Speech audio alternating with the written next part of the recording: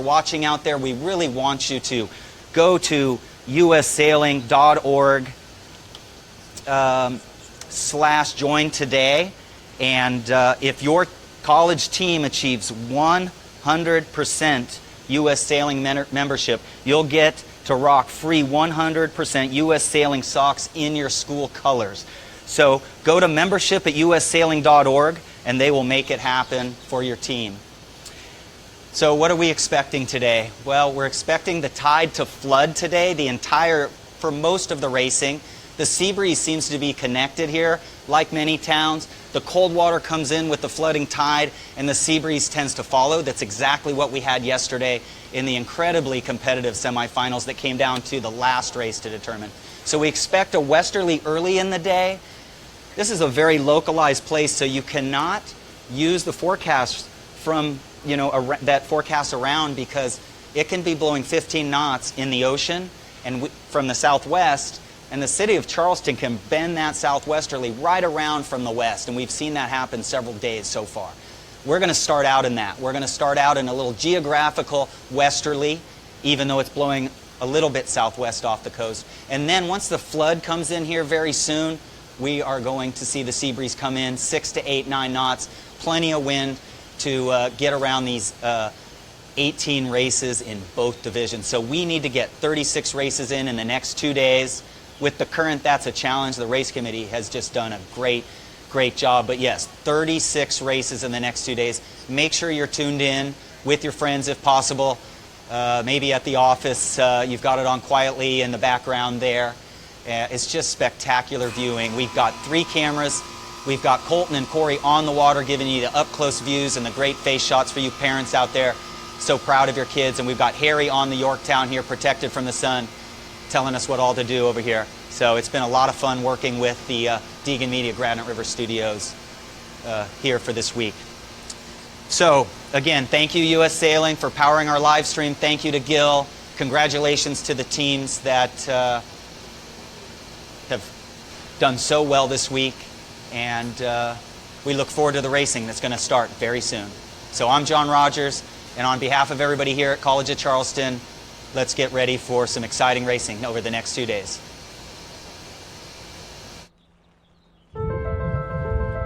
At first, it was a necessity to feed our families, to explore new worlds, and we became one with the sea. We harnessed the water and wind, and used the stars to guide us. In that vastness, we created speed and discovered freedom. The sea called us, and our desire for adventure was too instinctive to ignore. So we did it for pleasure, camaraderie, and the challenge. We bestowed it to our children, and they to their children. Now, to know it is to know ourselves. We need it, no longer for survival, but to escape, to pursue adventure and overcome nature's elements, to match wits against those who share the same calling, or to simply glide across unbroken water in peace.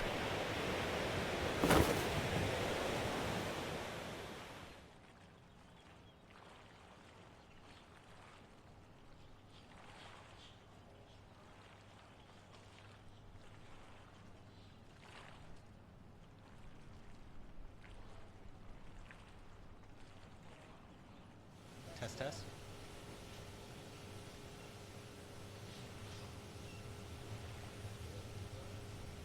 Joined now by Ned Goss.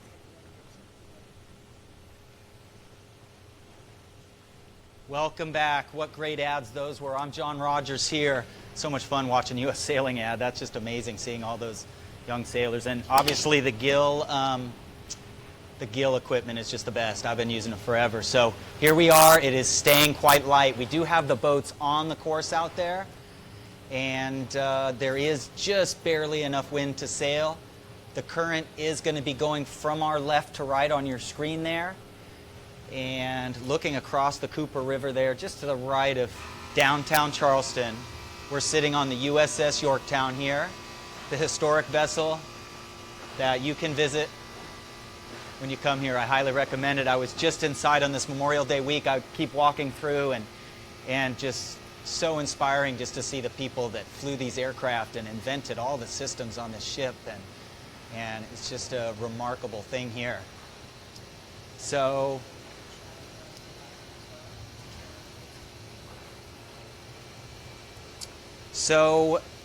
we're getting ready to start race one for the.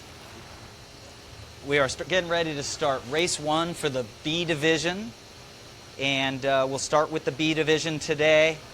And just an incredible semifinals. We had 36 boats here come for the Coed Nationals, so amazing large format that college sailing is extremely excited to have. 36 teams. Came down to some ties in 9th place, and we're whittled it down to the top 9 in each of the semifinals that were held here the last 2 days. So we're down to the top 18 teams in the country for the championship here in Charleston. So some interesting stories here.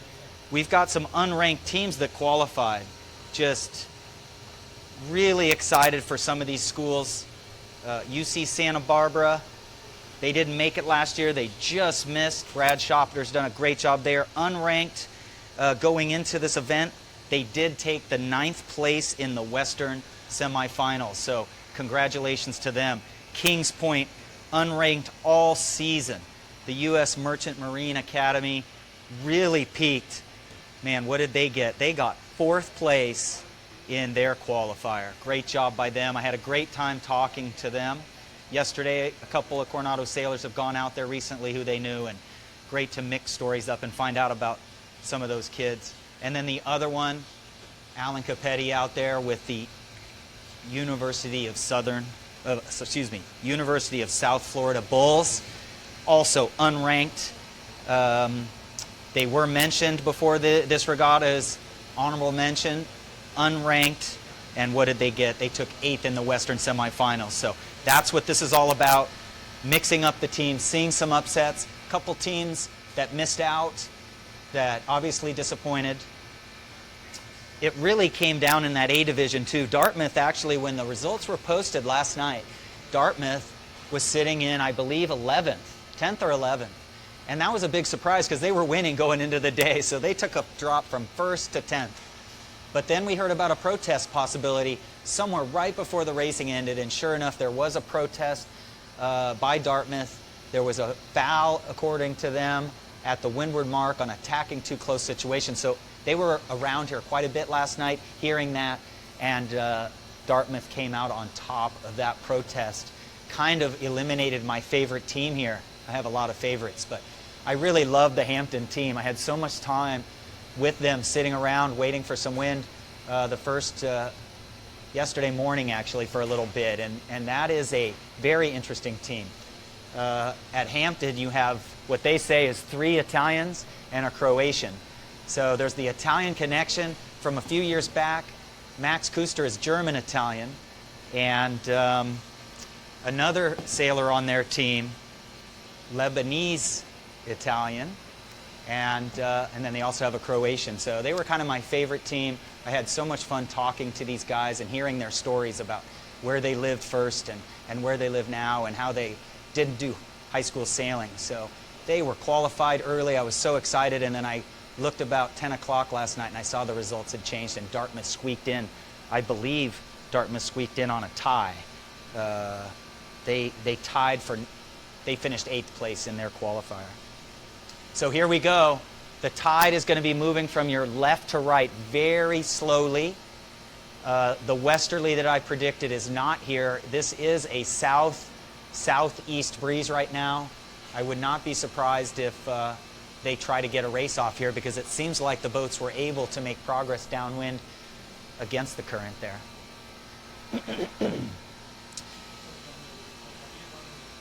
So, thank you to U.S. Sailing. The live stream broadcast powered by U.S. Sailing, and there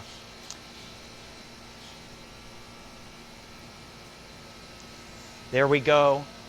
While we have a little time here, college-age sailors can take note. Did you know that you're a college-age sailor? Excuse me. That U.S. Sailing has a membership designed for college sailors.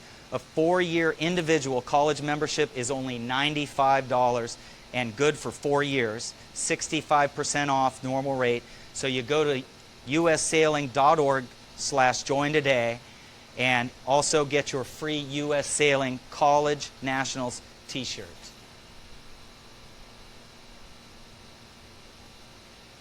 It's very exciting to see all the programs, again, that we talked about earlier that U.S. Sailing supports. And I'm most excited about the REACH program, the STEM program that they've created.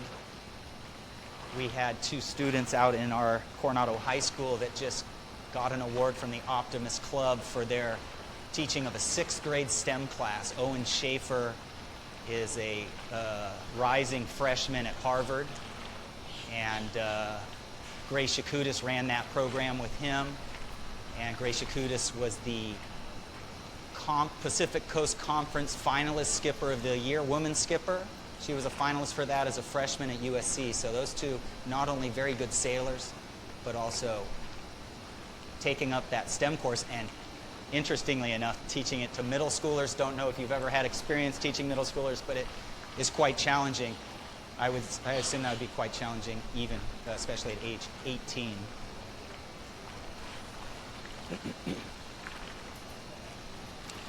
So we are competing now for. We are now competing for the Henry A. Morris Trophy. So that will go out to the first place overall team tomorrow evening at the trophy presentation.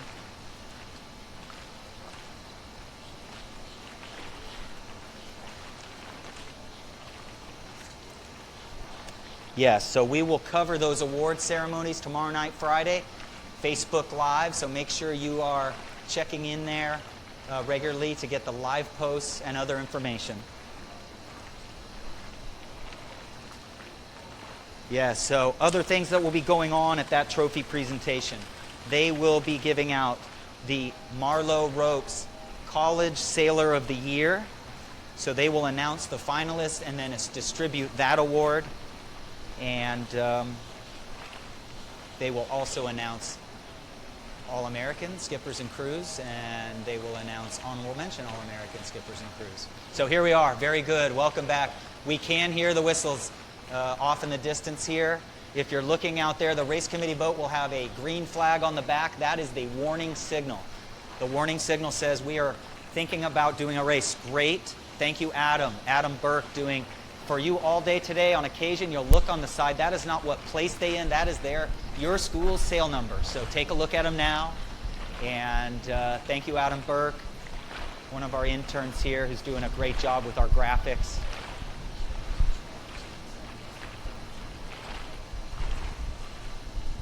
Yes, so please cheer on your teams. You see their numbers there. Cheer on your teams. Make posts to Facebook Live. Make sure you jump into the chat on live stream and, make comments here and let us know who you're watching and cheer on your favorite sailors. Give us their names. If I neglected to mention your sailor's crew name or something, I really want to emphasize crew. Again, this is going to be the same old theme for the whole week. The crew are so important in this event because the skippers have a challenging time keeping the boat moving out here. Chop, current, shifts, very large oscillating shifts. Even on the steady days, we've had big oscillations. It's not hard to figure out what tack to be on, really. But the crew, if they can see this stuff coming, they're talking. What do we have? I don't know if you can hear it out there. That was 1 minute, 30 seconds. We use a standard 3-minute system that the sailors don't need watches. So the starting line is between 2 boats. So you're looking for a small, white, inflatable boat with a very small flag on it. I believe it's lined up. Harry, maybe zoom in a little there. We got boat number 11 through there. The boat was just sailing away from there. So the College of Charleston flags on those. Yes, you can see the little white inflatable there. So 1 minute to go in the B division. This is the first race of the Gill Coed Coed College Sailing National Championship. Thank you for joining us. If you're just joining us live, thank you for being here with Granite River Studios, Deegan Media. I'm John Rogers, and we are coming up on 30 seconds to the first race. I see the pin boat, a small white inflatable there, hung against the current, and then I see, heading up current, upwind, and then the race committee boat at the other end, the 17-foot whaler, is hanging the other way. Here we go. So, tide is moving from your left to right on the screen there.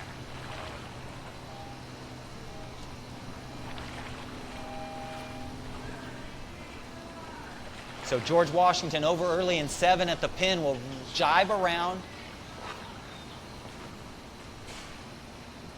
Great shot. Okay, Charleston Cougars in 4, off to a good start, just to windward of them, Stanford Cardinal. Great start there. So I got to assume that's Will the Dow and oh, nope, never mind, that's B division.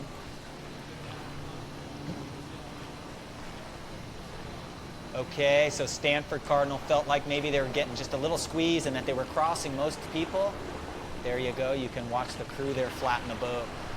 On these boats, the crew does 80% of the work. The skipper really doesn't roll as hard. The skipper doesn't flatten as hard. It's really, really good there.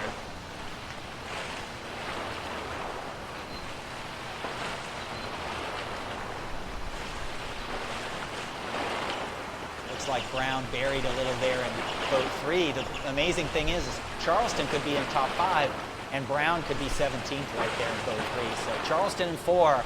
Just trying to get a clear lane. They are kind of pointed towards the ship quite a bit here, so this is about the furthest left we've seen for the regatta. There we go. So, again, focused on Charleston Cougars there. From my eye, the boats to the right are slightly ahead of Charleston. We've got Georgetown coming out of the right in boat number 8.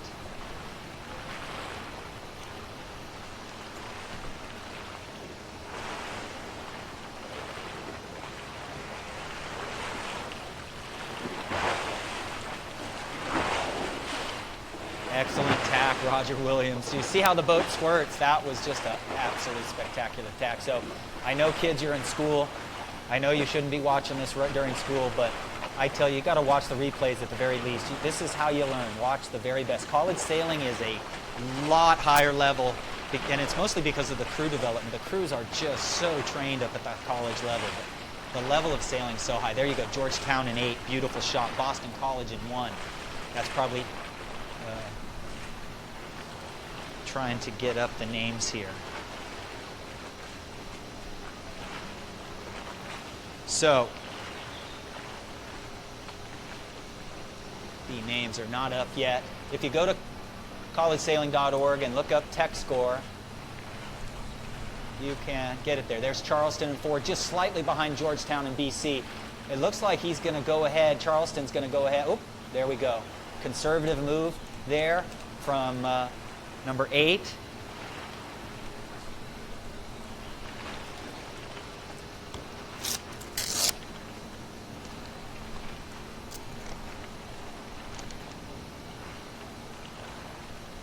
Who's that? 15. Go Navy. Very good. Navy won their semifinal yesterday. They were first in the Western Division semifinal. Gary Prieto won the B Division quite easily, actually. One reason why the results from yesterday are a little deceiving, what's so cool about this sport is the teams play the semis, and once they know they're guaranteed qualifying, they start to throw in their freshman and sophomore or their team captains. And so you can see the results change quite a bit at the end there. You'll see some teams mix it up a little bit more. Okay, Georgetown is going to come around first here.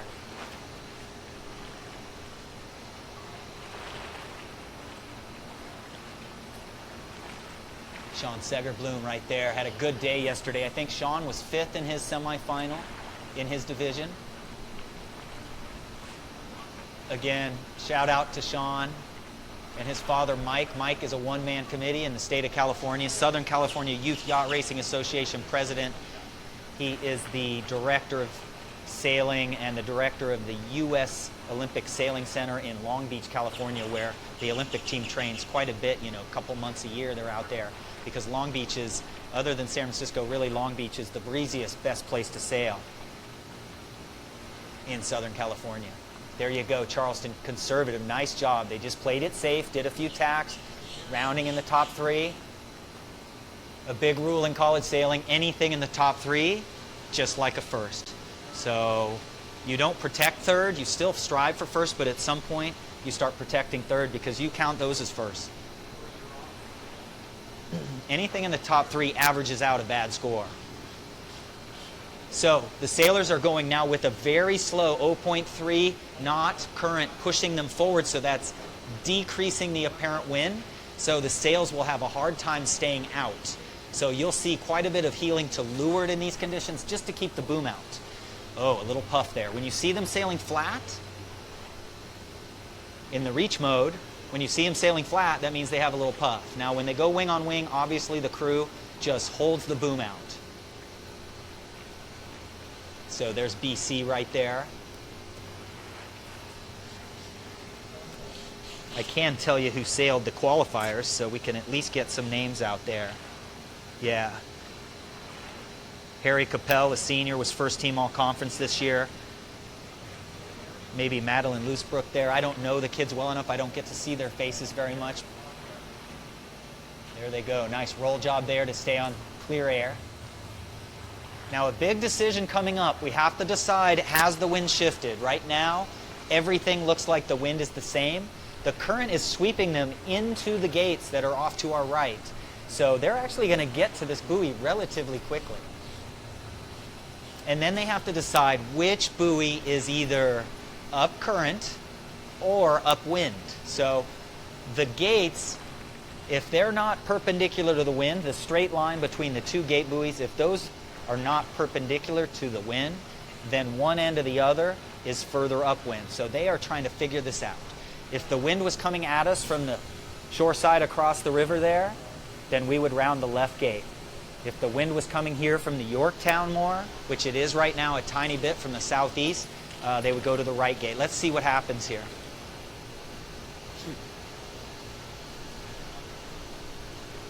Please send in some chats. If you can recognize these crew names, go ahead and send them in. And it would help me out a lot because, like I said, I live on the West Coast. I follow college sailing all year. I love being here, but I don't recognize the faces. Okay, we are 30 seconds away from race 1B here at Gill Coed College Sailing Nationals. Thank you for joining us. It is a very tight race. We got Georgetown, was leading at the windward marks, now is not leading. They're going to get passed on one side or the other. It looks like on the outside of them, or inside of them, is the Navy midshipman, had a good run. This has just been fascinating to watch BC here, just nursing the boat and changing gears. You see how they're shifting from one mode to the other. So here, BC is going to come around our right gate here, right in front of us. You can see how now that something in the buoy, you can see them moving quickly from your left to right. So we're at 0.4 or so knots of tidal current right now. Here goes BC rounding. Looks like they're going to be first. Navy's going to round second on the other buoy. Nope, they're tied. That's a tie there. There you go. Georgetown in 8 coming around. Charleston in 4 coming around our near gate. Charleston stepping up there. Way to go, BC. Beautiful work there.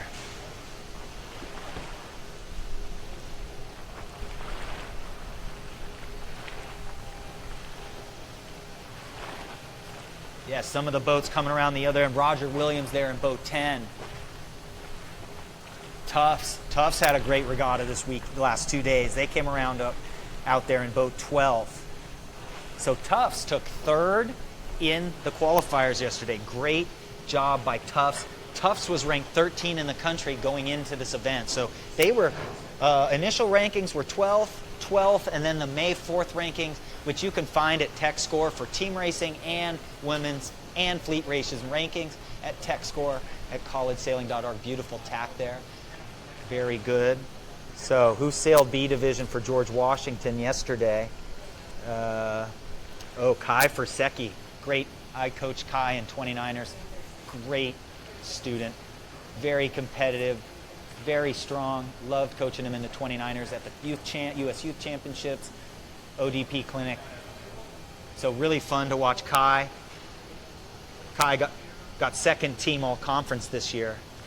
You know, what's so cool about Kai, too, is I believe his crew is Miranda Backus, and what a sailor. And she skippered the women's and did very well at the women's.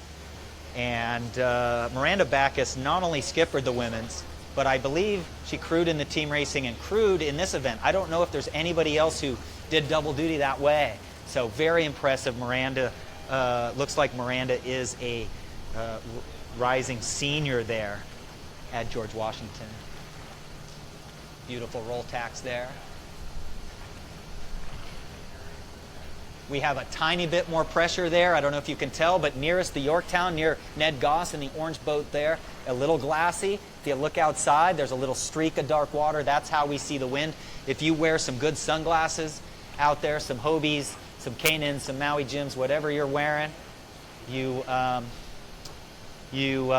read those pressure differences, and you can see them far away better, and you can see them up close, which is crucial. You really need to be able to react to what's happening right around you. So there you go, Charleston. I really like their composure. Man, every regatta, the women's, wow, they were 6th in the women's. Great performance for them with 2 freshmen. And then just composure here. Came off the line. It could have gone either way, and here they're sitting in 2nd. Wow, I haven't seen yellow sail numbers in there. Who is that? Who moved up? Who can read yellow? What's that number out there? I can't, 14?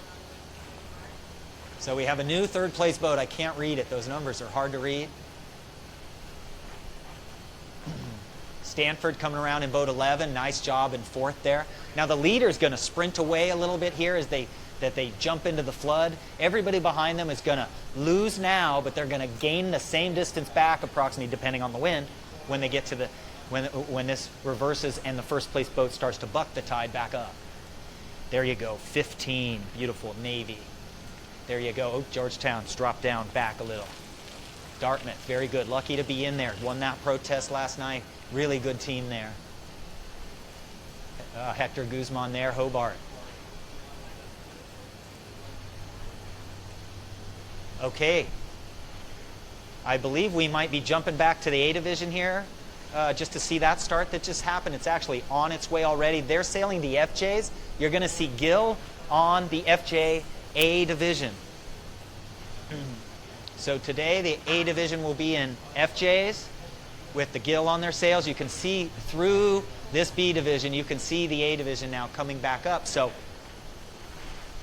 being a crew most of my life, if I was in those FJs, I would try to look first how many boats are on starboard in the B fleet and how many are on port, because right now there's an even split. So I would be telling my skipper, hey, no change in the wind direction. But if everybody's on port tack or everybody's on starboard tack, I can then give them an idea what's the next phase that's going to roll through.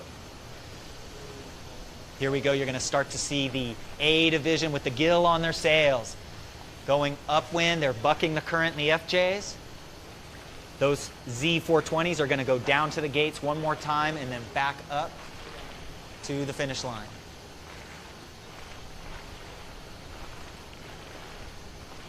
And I am incorrect. I believe the Z420s are actually going to the finish.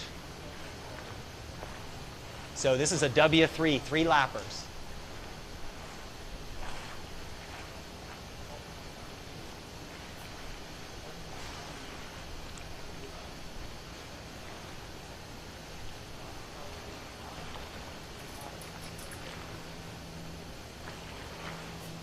There's your leaders for the B division in race 1. If you're just joining us, this has been a great light air race.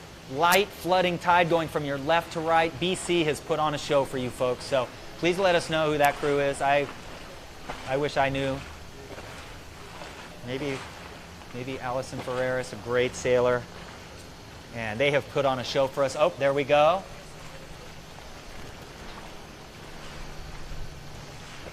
Great, great. So here, this is the A division going back upwind.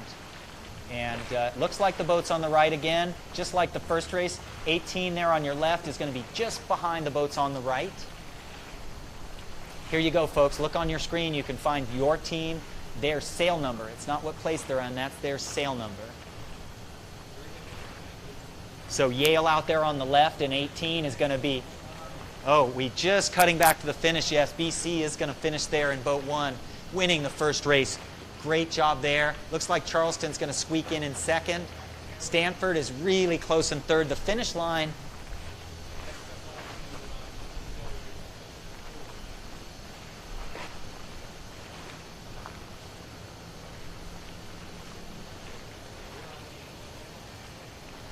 Okay, well, very good job there. The B race is very tight. We're doing the windward mark now. This is the A division in FJs today.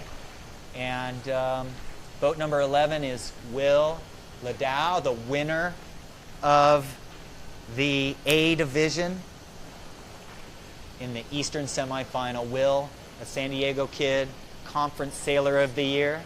Conference Sailor of the Year in the Pacific Conference.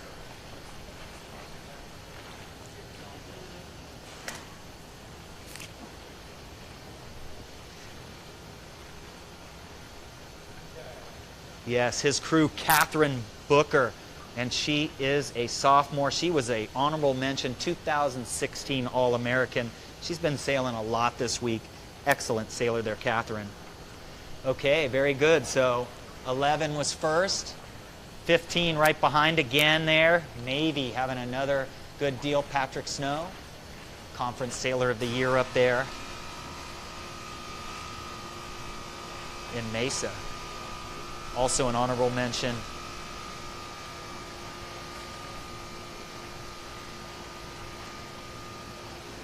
So it looks like Will Ladow's just got a lot of confidence. He went ahead and split low there. And he thinks there's more pressure out there, which I agree with. Good call, Will. And this group inside of us has got a little puff, and it's nice to watch them squirt along. The crews have to hold the booms because the booms on an FJ are quite hefty. So when these kids learn, to sail FJs and 420s, unfortunately it does result in a few booms on the head. And I suggest helmets for younger kids on FJs and 420s because, man, those booms are so much worse than a laser boom. They hurt so much more. There you go, boat 10, beautiful crew work. Roger Williams, the Seahawks, feeling very proud of their team. I see a lot of posts on Facebook from their team. Ooh, boy. We do have some judges on the water, and repeated jibing is something that you will see good teams do, but it's really hard to determine when it's repeated and when it's in response to a shift. But repeatedly jibing over and over again is very fast, and it can cross the line of kinetic. So the judges are watching this carefully.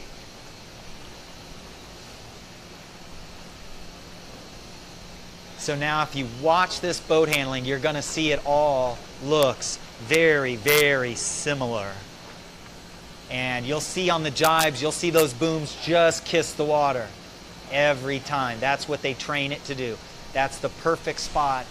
Jibe, roll the boat, hit the boom, just kiss the water, and then switch. Okay, so I'm going to say it's going to be Stanford in boat 11, going to come in first. I think it's a tiny bit closer there.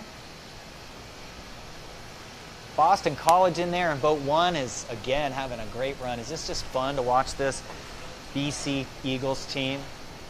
Just sailing incredibly confident. College Sailor of the Year from Boston College, Erica Riney. So Quantum Women's College Sailor of the Year right there, kids. Watch her because she got second in the Olympic trials too. So hard to be a good sailor in both. College sailing being a totally different format shows her determination, probably her practice skill.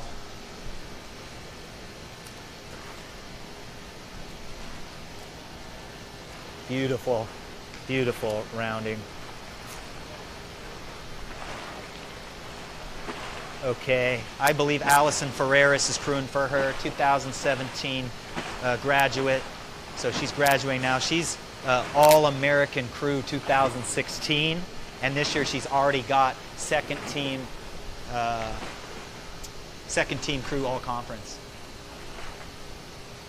That looks like maybe somebody different. Let me know. Beautiful teamwork there. They really work in sync. Some teams put more emphasis on the crew work, slamming the boat around. Okay. Hobart and William Smith colleges, they have done well. Griner Hobbs right there. Rising senior. Anna Flaherty, a freshman. Beautiful tack.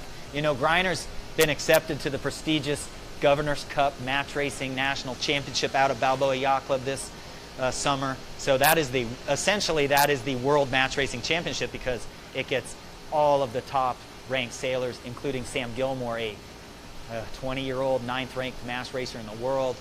Who else? Christoph Killian, sailing for Charleston here, also got accepted as a skipper. So good on them.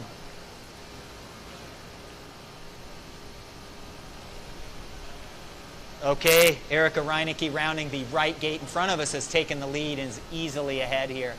You know, Erica, I believe, was second in her semifinal in the A division yesterday. It's so wonderful. Ladies out there, if you're in high school sailing, if you're in 8th grade, just watch this and set the bar high for yourself and say to yourself, by the time I'm a sophomore in college, I'm going to be beating the boys, because this is that sport.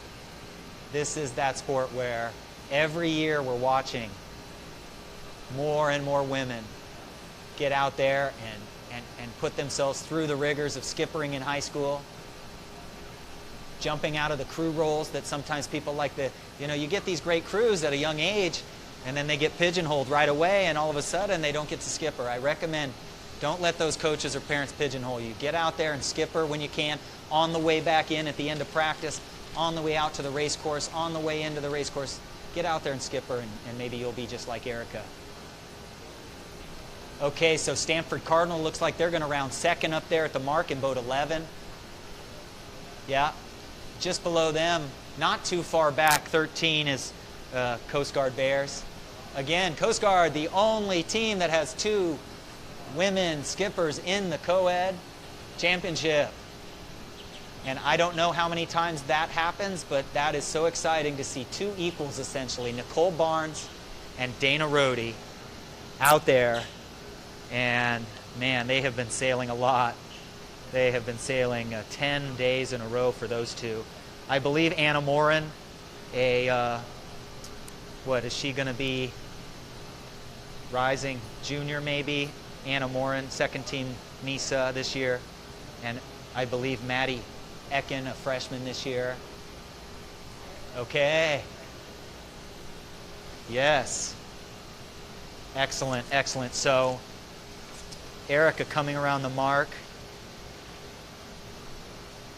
And she has a different crew today. I do not know her name. It's Lizzie something. Okay, Stanford coming around behind in second. There you go. South Florida, 17, yes. South Florida, great job. You're going to get to see an interview with, you're going to get to see an interview in a little while with their A division skipper sailing there, Sean Cornell, Jr. and Senior Kristen Walker, 2 academic All-Americans. So South Florida there, boat 17 in third. Okay, so if you look, if you're out there, if you're a racer, this is easy to figure out if it's a lefty or a righty wind shift. Everybody's on starboard. That means that the wind is shifted from the Yorktown a little bit. Ooh, great shot with the bridge there. And so you see everybody reaching on starboard in this lefty. And that's going to get them to sail away from the shift. I know that sounds strange, but upwind we sail towards the shift. Downwind we actually want to be further downwind when the wind shifts from the Charleston shore. So when the wind shifts from our left in this view, if it comes back from the, back away from the Yorktown a little, that means the boats that are in front of us are going to be further downwind, and therefore they will gain. Anybody who digs upwind towards the Charleston shore right now, or what's going to be the future upwind, will potentially just put themselves right back upwind to the finish line, which is really bad. That's when the crew starts to maybe rat on their skipper a little bit, or vice versa.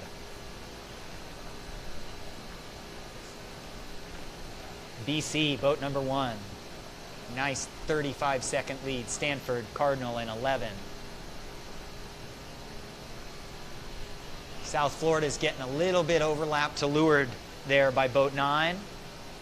So now South Florida, no overlap. You can see their bow is clear ahead, but once that boat 9, Hobart and William Smith, moves forward and gets past a perpendicular of their rudder, they would be called overlapped. Okay, no overlap there. Just behind them, Fordham Rams. Great job, Fordham. Did well here. Fordham finished 5th in the Eastern semifinal there.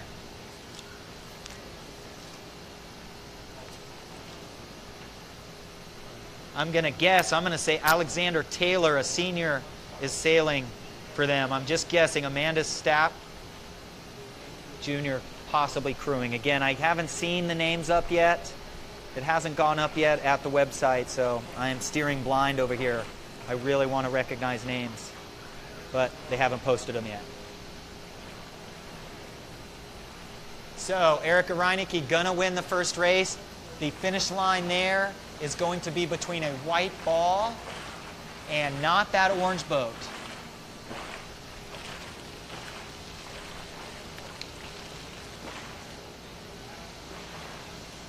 Finish.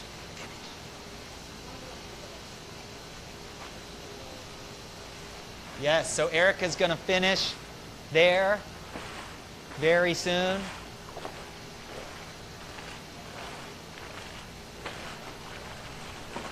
Great job, race 1. Stanford's going to come in second there.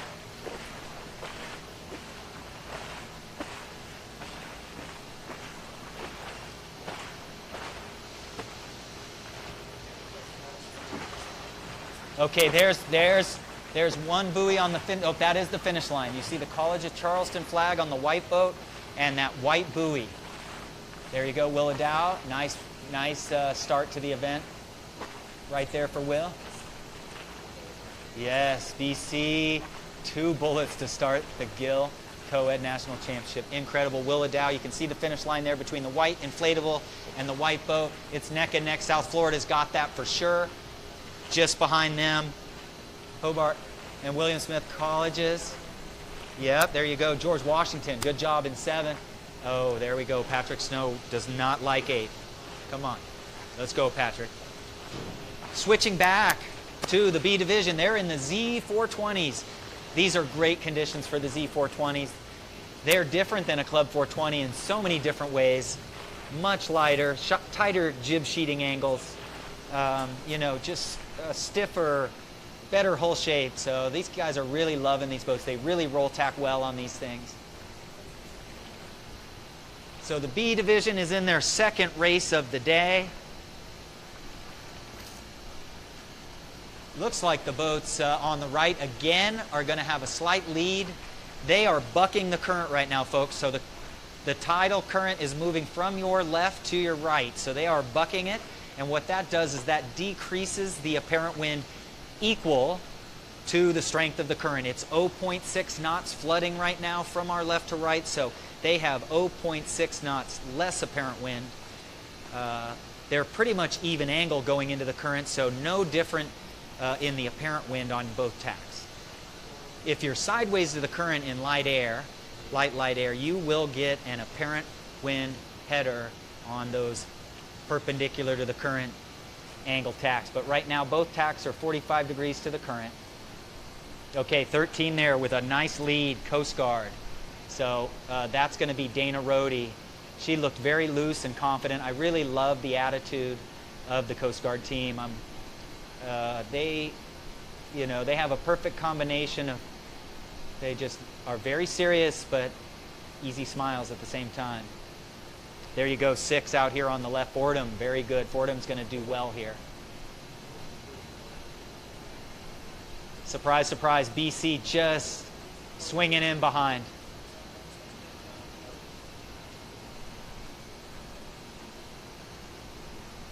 Yeah, so 13 will have to tack twice more, I believe.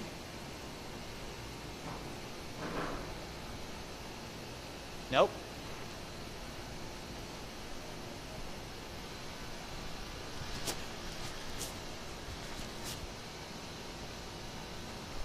BC around in second. Fordham around in third. Great shot. Definitely post names up there. Look at those faces. But bet all you parents out there who are watching are really proud of your kids. And as they should be. There is very few sports that develop patience and long-term concentration and working with trends. You know, sailing becomes a point where you develop a database in your head of statistics and the percentages, and you play those percentages. These teams are very good at working on their game plans and creating an understanding throughout the season of what they feel like the percentages. Which tack do we want to be on? You know, over time, you start to develop a rhythm. There we go.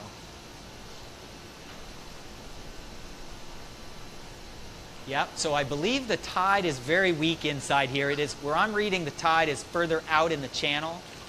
And so we're not in that much. It's actually quite slow inside here. It's almost slack inside here, actually. We are starting to see some current lines. If you look around the course, when you see a straight, glassy line, unless a powerboat's gone by in the recent future, that is going to tell you where waters are moving at different speeds and creating turbulence, and on that turbulence, wind will not react as well. So you will see glassy streaks because of that turbulence. So here we go. B Division, Gill, Coed, College Sailing Nationals. Very light conditions, but excellent racing. With the flooding tide, upwind, the fleet will spread out quite a bit. And then downwind, they should compress or at least stay more together. So with the difficulty of going upwind, some skippers might be pinching, some people might be footing, and you get punished in adverse current whenever you have a minor flaw. So if the water was sweeping us upwind, those flaws are less evident. But so there we go. Downwind, your flaws. If you have any speed flaws downwind, you have less time to lose. So right now, I'm going to call it Coast Guard in 13, I think, is going to round first at the right gate over here. And BC in the middle there.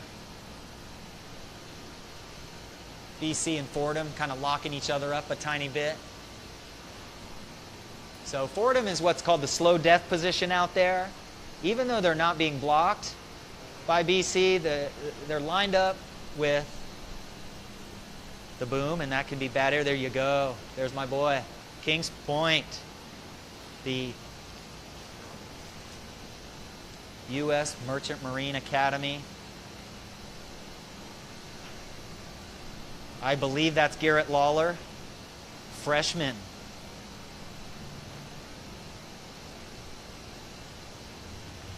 Crew. Garrett Lawler crewing for Max Newbelt, a senior.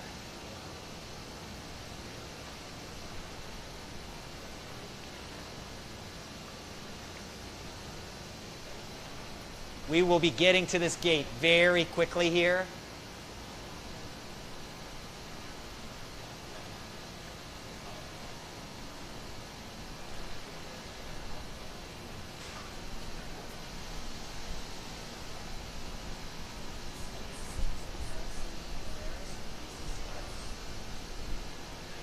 Yes, so Scotty Sinks is the BC sailor out there. Allison is sailing with him today.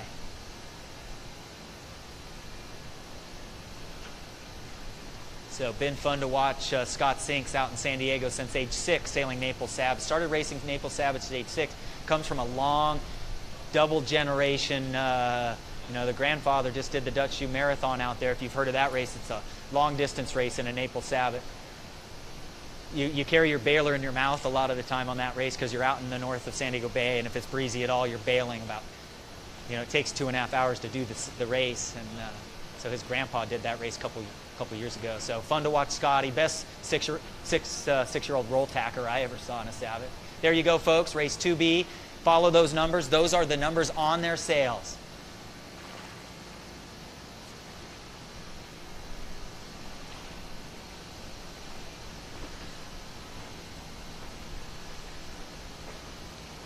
So winning this race right now, Fordham's taking the lead in boat 6. They are not on your screen there. Again, Live stream powered by U.S. Sailing. Thank you for all of the sponsors. U.S. Sailing.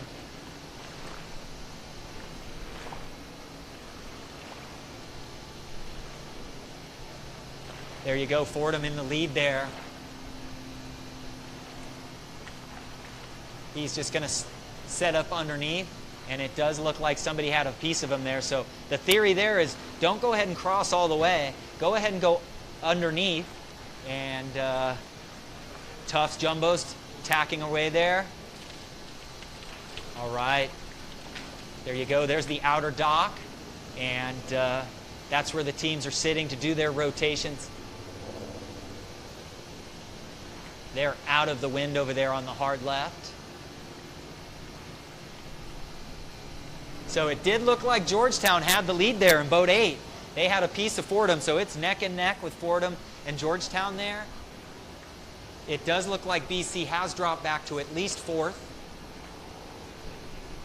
BC in 1 out there. You know, it was interesting. Yesterday was so hard on the teams is kind of at this time after the title switch, the right was paying for a little bit.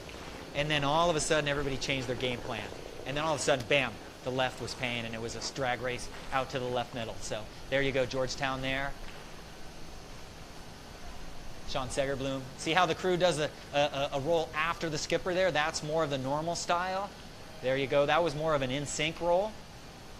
It sounds good to roll simultaneously, but actually the good crew really do all the roll, man, and lay their backs in the water.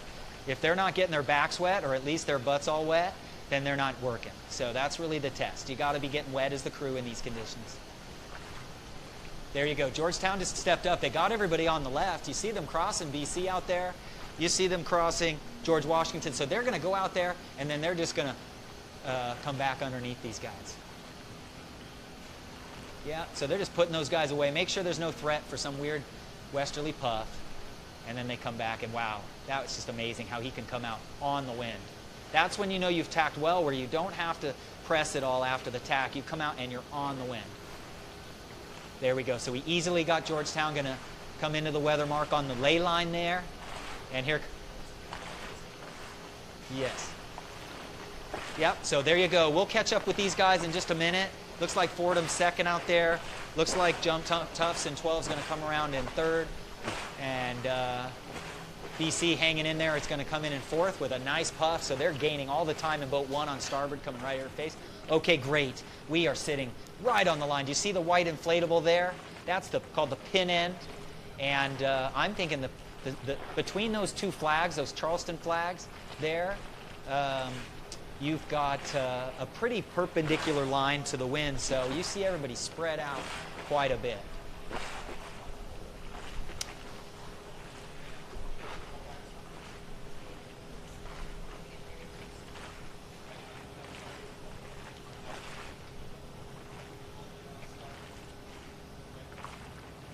There you go. Coast Guard there.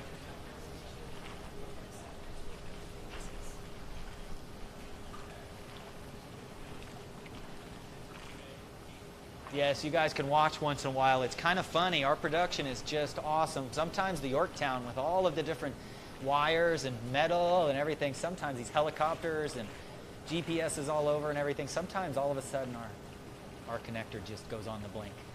But it's happening very seldom, though. That's beautiful to watch. That's Nicole Barnes, last year's Quantum Women's Sailor of the Year. She put on a clinic last year. Her speech last year was so spectacular. I mean, it was like so mature, talking about her coaches, what differences their coaches made in her life and straightened her out a little, which just surprises me. And then just putting all the credit on Dana. You know, she said Dana was the reason, her compatriot there. Her teammate was the reason why she earned that award. Beautiful shot there. Brown Bears have had a great regatta. Great, long time. Oh, boy, is that Patrick Shanahan? Is he the man or what? I wish I was that guy's dad.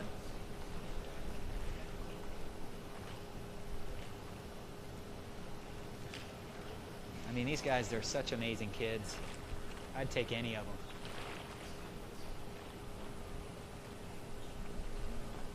Beautiful roll tack on the A division there. Race 2A for the Gill College Sailing Nationals. That was George Washington there. great budding varsity program at George Washington. They just got varsity status 5 years ago.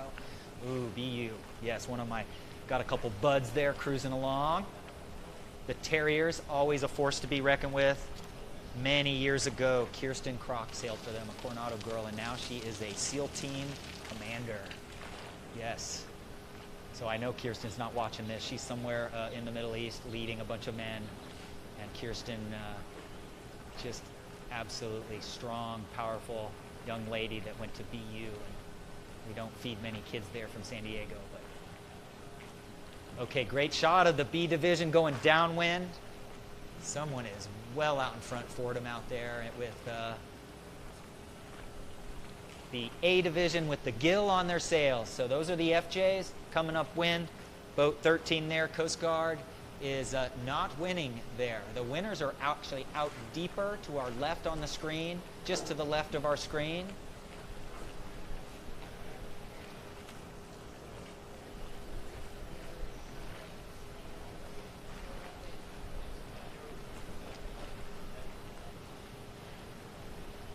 Here we go. In first place, Hobart has moved into first, and they are making the windward mark from way out there. Boat 9, Hobart, right on their hip. Who would be ahead is, that's Santa Barbara, yes, 16. So Santa Barbara reaching a little.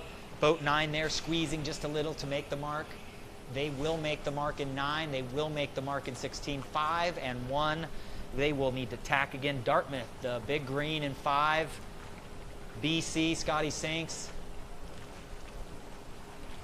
That does not look like Scotty to me in boat 1. Oh, that's A division. I apologize. I'm allowed one mistake. I'd probably be in about 9th place in this race, or 10th if I was racing right now, but that's okay. That's the thing about sailing. You make one mistake, and man, oh man. In this A division, I heard that all the time yesterday. Somebody make one mistake and they'd be 13th before they could take a deep breath. There you go. Hobart 9 coming around first. Dartmouth sinking in underneath there in 5, going around second. Very good. BC overlapped for 4th, I believe. Tufts in 12 and 5th. GW in 7th. The Colonials, again, I got to brag about them for a minute. They actually got the NCAA award for community service. So that was the the George Washington Athletic Department won the NCAA Teamworks Community Championship Award this year. It's an outreach award, a national outreach award. So they did 600 hours of community service. This is a foundation of GW. Community service is extremely important to them. And they maybe got that award 2 years in a row, actually.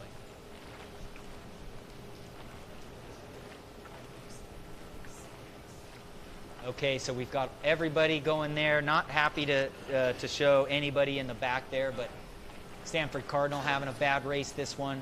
Not sure what happened there. BU not having a good race there. You are seeing the B division coming upwind through your screen. So we've got the FJs going downwind with the current. Very light current over here. It is building slightly. It's strong in the channel, but we're not allowed to get out there. You actually get disqualified if you enter the channel. That was an amendment to the sailing instructions. Right here, boat 6 winning this race in race 2B.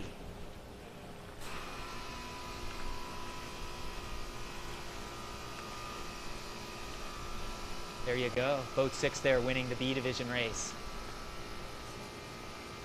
Roger Williams Seahawks flopping through the chop there just a little bit.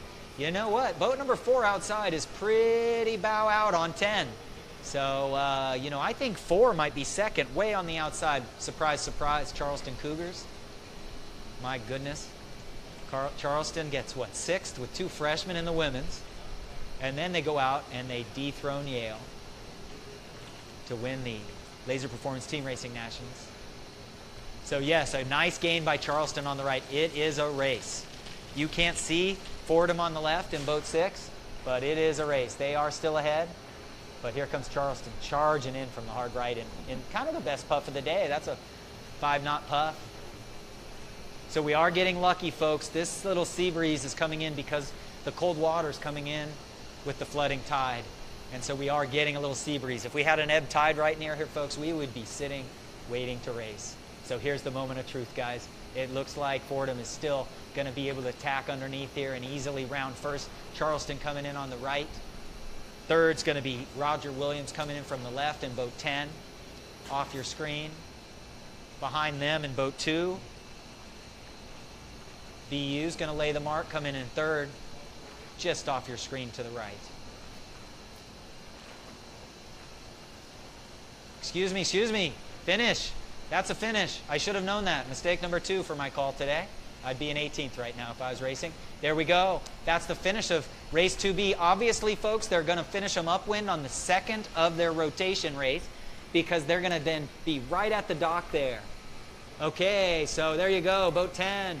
Here comes boat 5 squeezing in. Nice, tight Dartmouth squeezing barely. That we might see a protest there. Boat 2, BU. Boat 8 squeezing in there. Georgetown squeezing in, but they did not get Tufts. Tufts got 12 there. Well, great. That division there is the B division. They're going to go rotate for their next round, and we're going to swing back to the starting line. And, we're going to swing back to the gate buoys here. You have them coming around. 16 is coming around pretty deep, actually, maybe 10th or 12th at that buoy. So 16, Santa Barbara has lost. They were doing quite well in this race. I'm worried they went around the wrong gate buoy. There's the winner of this race, or the leader. Wow, Hobart had a good set here. Yeah, Kate Wilson from Rising T, our producer over here, is shaking it and jumping up and down. Thank you, Kate, for your work this week as the producer for Granite River Studios and Deegan Media here. And your website, risingT.com, is fun to follow on there. And also a Hobart and William Smith College alum from, I believe, like 2006. She sailed here in the Nationals that year for them. Great. Santa Barbara right in front of you. That is Christopher Swanson. I've been lucky to work with Chris at the ICSA Clinic a couple times. I was the chairman of the Dave Perry series out in California. That is one of the top Club 420 sailors to come out of California in a long time. And he's got Santa Barbara back. I was surprised to see him get 10th place in the A. That shows you the depth, man, of that division. If Chris Swanson's getting 10th in A, you know that's a deep fleet. He may have thrown a couple races too, just so he could lurk in the shadows and make sure he wasn't putting a bullseye on himself. There you got boat 9 right in the middle. They are not leading any longer. Out hard right is the biggest westerly of the day. Dartmouth is just ripping across the right side of the screen out there. And Dartmouth now easy lead out on the right. So we had a shift to the west here, folks. You can see the angle difference. One boat going at, southeast and the other one going southeast. There you go, BC. Wow. So they're coming to the finish. We are here at the Gill College Sailing Nationals, halfway up the beat for race 2A. You're going to see them finish soon, and then you'll see the B division out there again.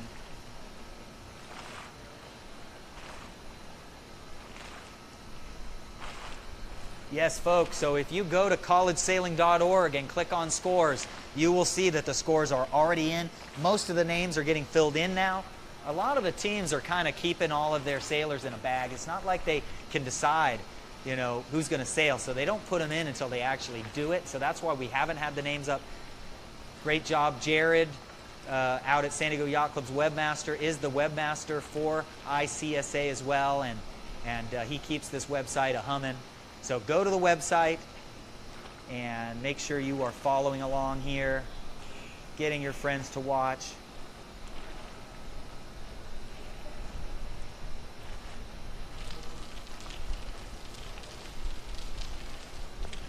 We have another lap here. Boat 5 coming around. Dartmouth, big gain on the right. Tufts, 12. The Jumbos under Ken Legler for many, many, many years. Just kind of the, I don't know what you call him, kind of the father of college sailing.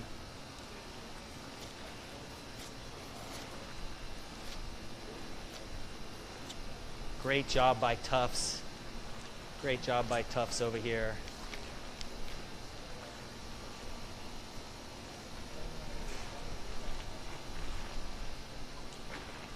Okay, so we do have a little more pressure, so you're seeing very little reaching. You are seeing wing-on-wing conditions here.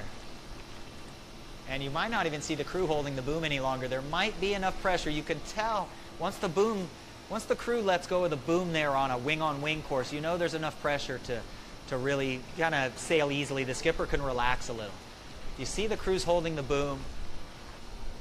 It's either really, really light air, and that's where the skipper's not as comfortable.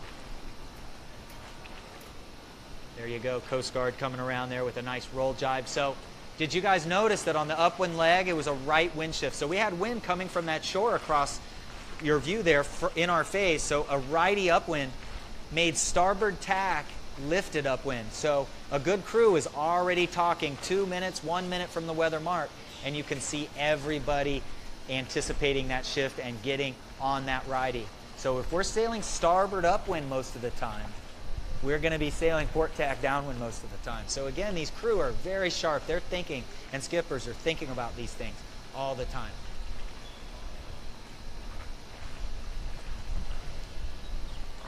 So these boats will come downwind here.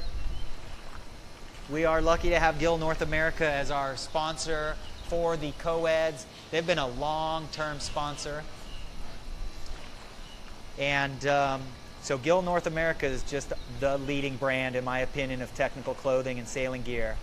And they really love to be sponsoring this as a platform, you know, to work with the very best young sailors and coaches and develop its line of products. Gill tests their things to just such a degree. I was so impressed.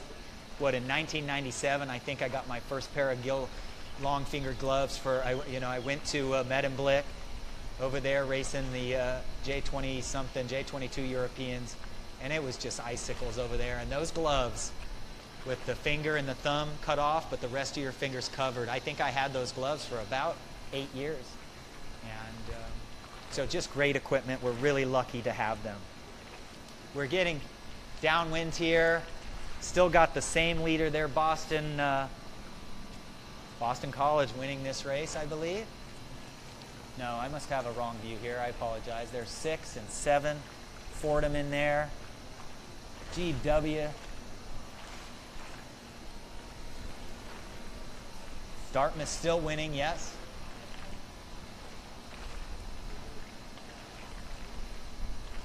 Yep. Dartmouth coming around here, coming around the left gate. So it must still be a right wind shift. So the wind off that far shore towards us, that's more south wind. And so they're rounding that gate because the other gate is just not square to the wind. I'm a little surprised they haven't squared those gates up a little more and made them closer together. It's just, but the race committee has done a great job. This is challenging. This is about a 12-degree oscillation, 10-degree oscillation to the south from the southeast. Georgetown, nice game downwind. There you go. So you've got the A division here, Campbell Delisque right there in 8. The great story from last year's Nationals is Sean Golden was just putting on a clinic in the breeze. He won 5 breezy races in a row. And we didn't even know. The wind died off just a little bit. And we didn't even know they made a change. But their game plan for the whole end of the season was Sean Golden in breeze, Campbell Delisque, the freshman from Newport Beach, in light air. And they put Campbell in there, and he held on in his division, in the B division, and Georgetown went on to win this regatta last year. Campbell, a sophomore this year.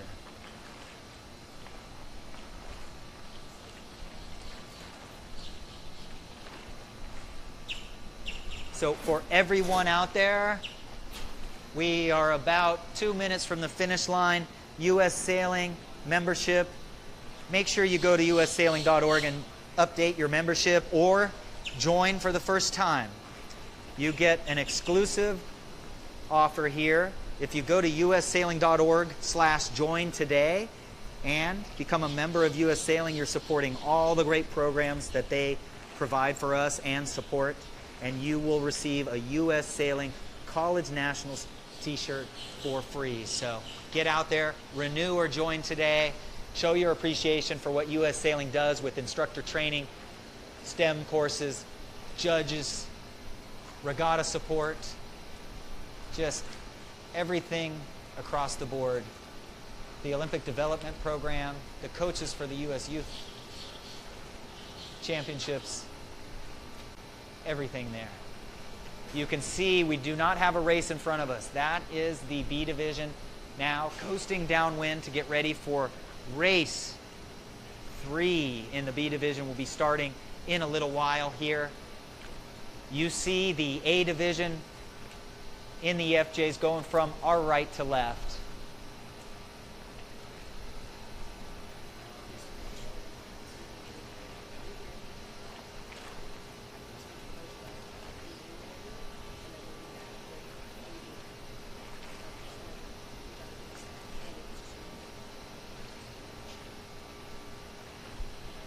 Okay, folks, those boats on your screen, going upwind, right to left. Looks like Dartmouth's going to walk away with this finish. It does look like Jumbos are just protecting and going to get second. BC there, great start to the day, a 1-1-3 for them. Maybe a 1-1-2-3 or something, but you can see those results up 5 minutes after the race, collegesailing.org. Outside Charleston, surprise, surprise again. Not really surprised. There they are again, just lurking in the shadows, man. That's a great shot there, parents. You guys, all you parents and siblings and everything, you must be very proud of these kids. Sail every 3 weekends a month, riding in vans, everything. Beautiful roll tack Campbell there in boat 1.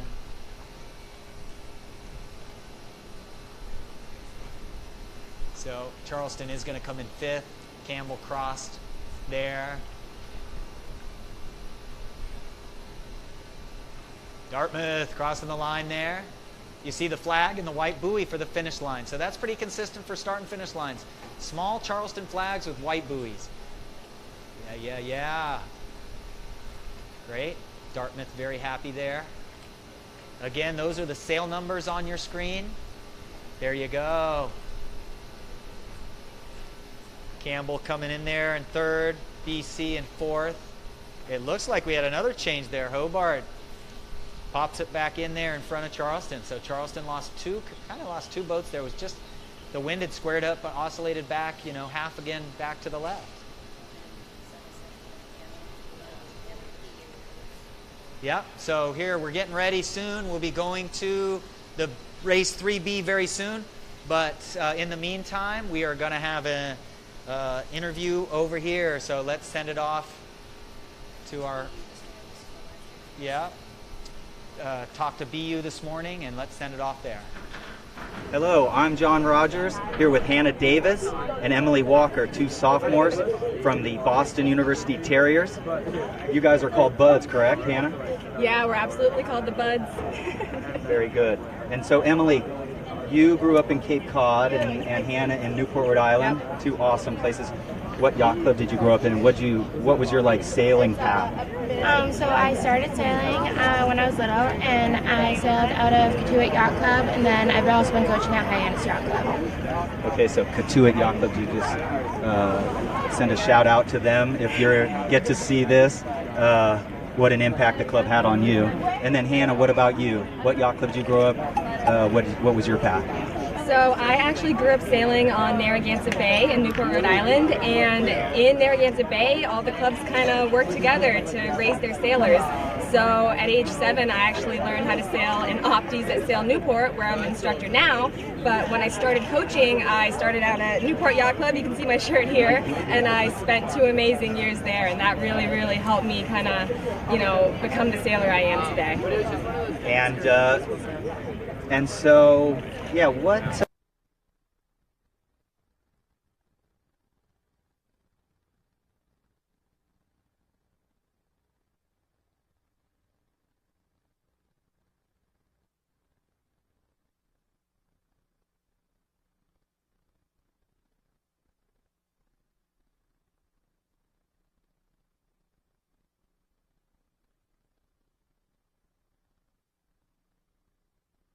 Hello, I'm John Rogers, here with Hannah Davis and Emily Walker, two sophomores from the Boston University Terriers. You guys are called Buds, correct, Hannah? Yeah, we're absolutely called the Buds. Very good. And so, Emily, you grew up in Cape Cod and Hannah in Newport, Rhode Island, two awesome places. What yacht club did you grow up in? What was your sailing path? So I started sailing when I was little, and I sailed out of Coed Yacht Club, and then I've also been coaching at Hyannis Yacht Club. Okay, so Coed Yacht Club, you just send a shout out to them if you get to see this. What an impact the club had on you. And then Hannah, what about you? What yacht club did you grow up? What was your path? So I actually grew up sailing on Narragansett Bay in Newport, Rhode Island, and in Narragansett Bay, all the clubs kind of work together to raise their sailors. So at age 7, I actually learned how to sail in Opties at Sail Newport, where I'm an instructor now. But when I started coaching, I started out at Newport Yacht Club. You can see my shirt here, and I spent 2 amazing years there, and that really, really helped me kind of, become the sailor I am today. And so, yeah, what did you sail in high school? Yep, I sailed for Sandwich High School on Cape Cod, so that was a really great time. I spent 4 years with them, and I was captain my senior year. Great. So, BU got 8th in the Coed Nationals last year, correct? And that's darn good. And what makes this team different or special in your opinion? I truly think that our dedication to our practices is what sets us apart from other teams. This spring up in Boston was probably the most miserable spring I've ever experienced. And, despite the blizzards, despite the rain, despite the freezing temperatures, we were out there every single day putting in, our 4 or 5 hours on the water every day. And that makes the big difference in the end. Well, that's great. Well, I know you probably have a lot of expenses doing all this traveling and everything, but definitely get your team to jump into those Gill dry suits as soon as you can. And it's just a pleasure to meet crew out here. They're so important in this regatta particularly. So thank you, Hannah and Emily. Really appreciate the time. Thank you. That's a lot of you guys. Very good. Welcome back. I'm lucky I'm having a conversation with our guest commentator, Sarah Wilkinson. We're here in the U.S. Sailing Studio here, and we're lucky to have Sarah here, a rising junior, Sarah, Yes. at College of Charleston. Yes, I am rising junior. I'm a member of the team here. We'd love to have you guys here. Hopefully we're putting on a good event for you guys so far. Absolutely. So we are getting ready to start the B division, race 3B. Make sure you invite your friends out. Sarah's going to join us for a while. We're going to talk about some of her sailing, some of College of Charleston sailing. We're going to, she's going to help me call the races for a little while here, and I'm really excited to have you here. Thanks for coming. Thank you. I'm very excited to be here. So we got 1 minute to go. You can see the B division for race 3B. Make sure you invite your friends to get online and watch it. And the breeze has built up about 2 more knots, so you can see a little luffing in the sails there. So you were on the Dinghy team last year, right? Yes, Sarah? I sailed with the women last fall primarily, as a heavyweight crew for them. Kind of stepped in that role when they needed me for it. Well, that makes me laugh. I know it's a small person sport, man. I know. It is, yeah. I wish we had boats that could accommodate the big boys to sail a little more once in a while, or the bigger sailors out there. But yeah, I'm more than happy to step in when they need me. Just getting out in the water every day is what I look and aim to do, and we're lucky enough to kind of see all spectrums here in Charleston, everywhere from light wind to heavy wind. so, folks, you probably noticed it looks a little strange, like some people are stopping and some people are going, but the right wind shift, the little westerly, they get a little westerly in this direction once in a while from a geographic shift off that shore over there or around the city over there. So in this right wind shift, they had to postpone. It was just going to be too much. I would not doubt we'll see them picking up the windward marks here very soon and moving there. And so while we have time, we can talk to Sarah. She's on the offshore team this year at the College of Charleston. So what do you guys sail on the offshore team? We have 2 boats that we primarily sail. We have a Melgis 30 and a J36. The Melgis 30 is Cougar. It's owned by our coach, Ned Goss, and the J36 is owned by Chuck Coyer. Both great guys, and they come out sailing with us every practice. We do a lot of the local Cora events, so they happen pretty much every weekend throughout the summer, fall, and spring. And then we also do compete nationally in the intercollegiate regattas around the country as well. Yeah, so which boat did you sail in the Charleston Race Week? I was on the Melgis 30 Cougar. I was doing primary trim for them, and it was a lot of fun. This is my first year sailing Race Week. I took photos last year, and then this year I was able to sail, and it was an incredible experience. Great. Well, I think we just, I think I just heard the restart's going to happen here. I heard 3. I believe we're going to pop some results up here already. So this is amazing experience here. Sitting here, it's about 4 to 6 knots. Tide is moving left to right. There you go, BC, off to a great start. Dartmouth, Yeah. Georgetown, Fordham, yay. Johnny Norfleet, our co-commentator for some of the team racing, is having a great start here. You can see we're powered by U.S. Sailing. There you go. So great shot there at the starting line. If you're just getting to us, you are looking for a small white inflatable with a tiny flag on it, just to the right of those orange buoys. And then you're looking for a 17-foot whaler that has a green flag up right now. That green flag is called the warning signal.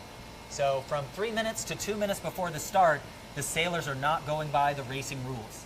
They do not have to do penalty turns. But starting right with the 2-minute gun, which is called the preparatory signal, the race committee announces to you with 2 long whistles, there it is, that you are now racing. So that means that any fouls you do, let's say you foul with 5 seconds to go before the start, you must do penalty turns immediately once clear of your competition. If you foul with 1:30, it's a good time to do a foul because you have plenty of time to do your penalty turn. Also, during those 2 to 3 minutes, a lot of these sailors, they're looking up the course, looking for those wind shifts, looking for the puffs. Also, if there is another race going on, they're going to be looking at the other race to kind of see how their team members are doing, just how everyone's doing, to kind of help them out with their race to see which side of the course they should play. Yeah. Coming up here, probably 1:30. So you are looking at the B division all day in the Z420s. They have no sponsor logo on them. So when you're looking at the boats, if you do not have the Gill logo on, then you are looking at the 420s, slightly wider.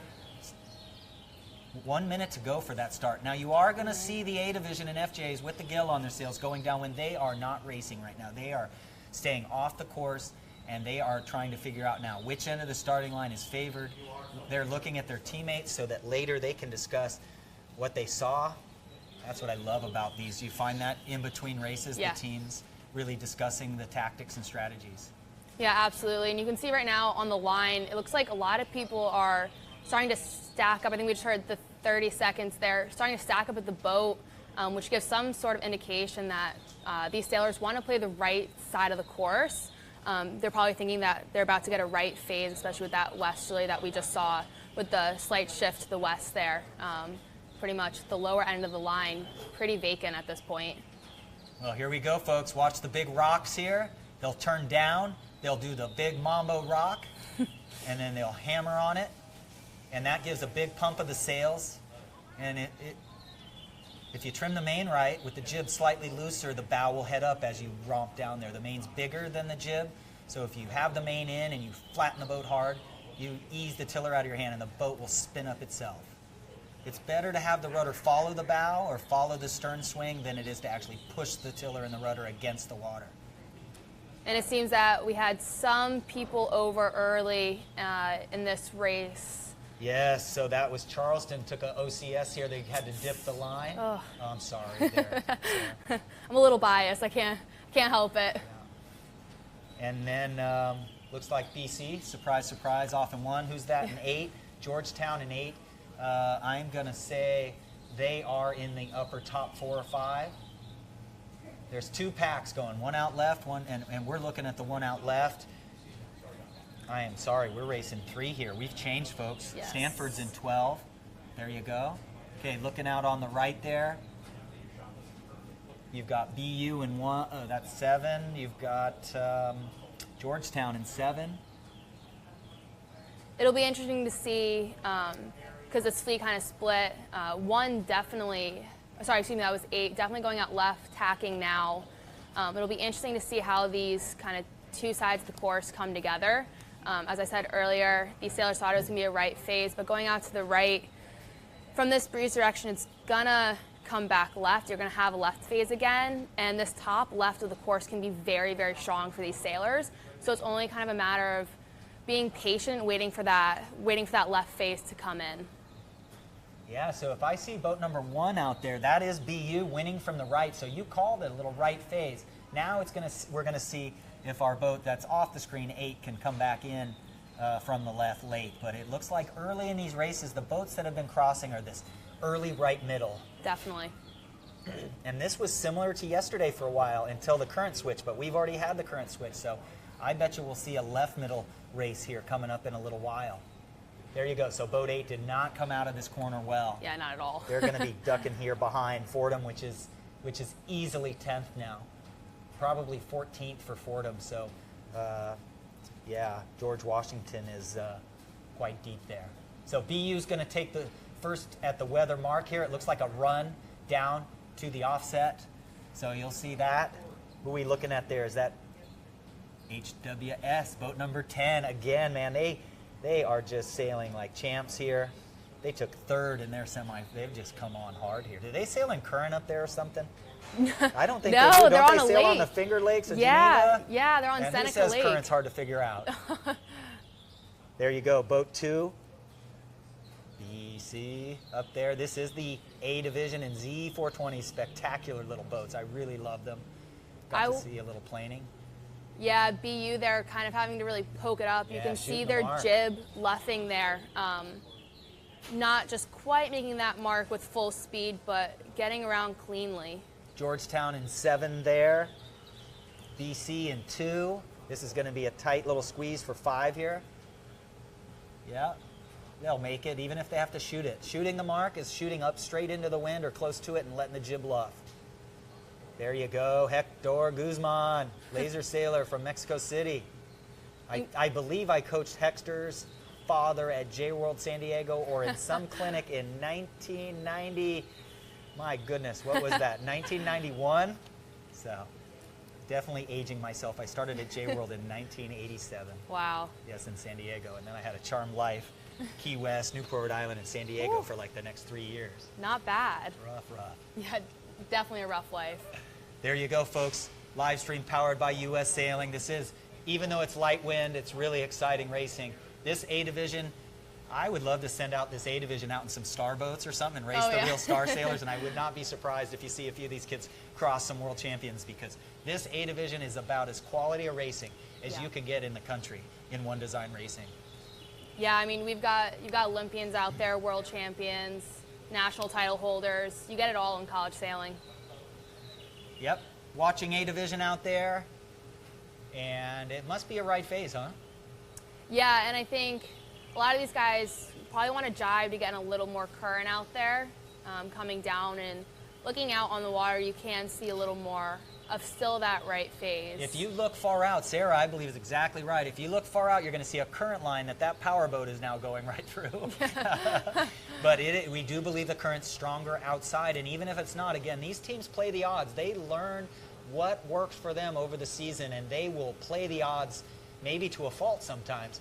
And their odds right now are saying, when in doubt, get on port and just coast out that direction unless we see something else on starboard. Yeah, and especially in this light air, you want to utilize the current as much as possible. And because it's such a strong factor here in Charleston, it can be either your greatest weakness or your greatest strength. And I think going downwind right now, because the current is moving left to right across your screen, the current is helping these guys tremendously right now.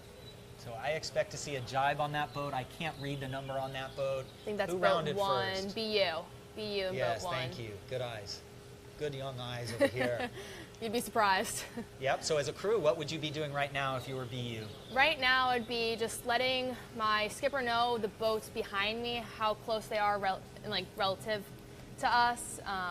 Also letting him know what side of the course I think is going to be helpful to us, what side of the course we should be going on. And then, of course, telling him where our marks are is a huge thing, because the skipper's going to have his eyes out of the boat and looking around, or her eyes out of the boat looking around.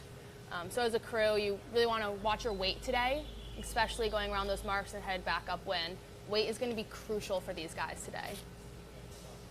So yeah, BU. Hopefully we'll see B division getting a start off here soon. Typically it's been once these guys have their first leeward rounding, B division will get a sequence going. It does look like they may be moving the windward marks again to shift right with this westerly a little bit. Yes, they have moved the mark. Sarah, you are sharp. I can't believe you're not still on the dinghy team. What's going on here? I do enjoy my big boats. I'm comfortable in them. It's what I grew up sailing. I don't know if I could ever switch teams again. So if I'm not mistaken, we've got Ravi Parent, BU winning, and Caroline Salas crewing for him, and they had a rough first set. So I don't think they changed. The cool thing about Ravi is, you know, at BU, he won the Club Competitive Excellence Award for the Northeast Conference there. Excellent. Sounds like a great guy. Yeah. Caroline Salas. Hope I'm not butchering the names out there, folks. But she's a second team all-conference crew this year. So they started off not great races, and now they've got a bullet going. So it's beautiful now, 4 to 6 knots. Here we are in historic Charleston, South Carolina, sitting on the USS Yorktown. Earlier I was saying we're stationed on here, so my dad being in the Navy for 30 years on many ships like that.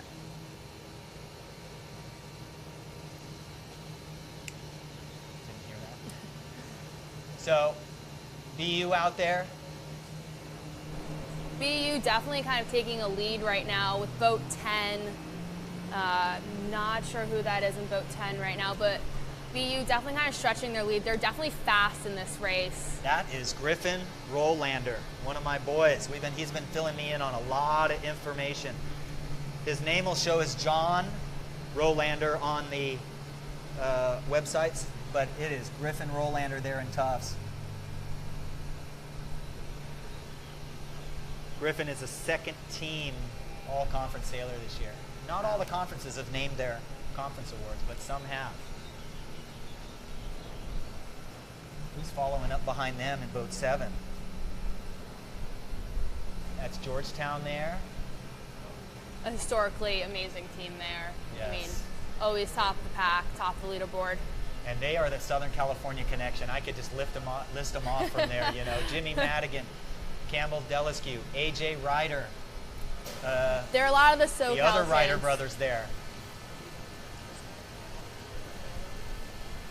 I believe we are going to cut here to the B division, which is yep. BU's just rounding that top Okay, mark. BU leading that B division race, and we'd kind of like to cut over to the A division, race 3A.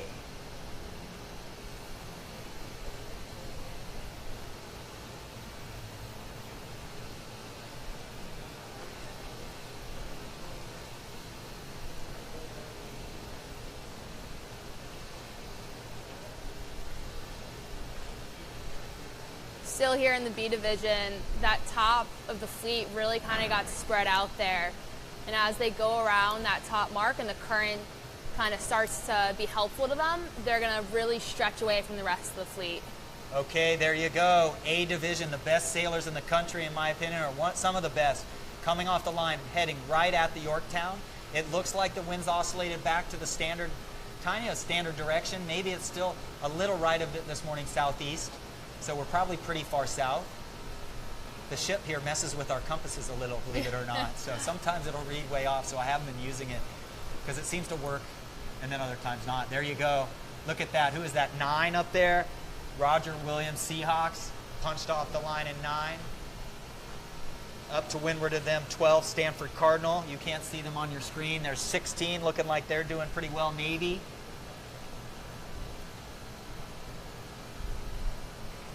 So Stanford there winning the race right now in boat 12.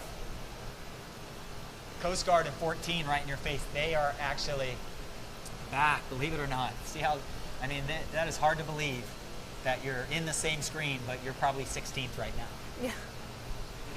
And again, this fleet really splitting pretty dynamically straight down the middle, half out to the right, half out to the left. So it'll be interesting to see who crosses who here. The right does look pretty nice coming across, but again, you never know. I think we're going to see these boats on port tack in front of us tack soon because everybody going downwind is on starboard. So that means these guys should be getting on port pretty soon. I definitely think during our first rotation of the day, the left was definitely paying off. Unfortunately, every race, the right middle is paid. The first cross has been the right middle every time.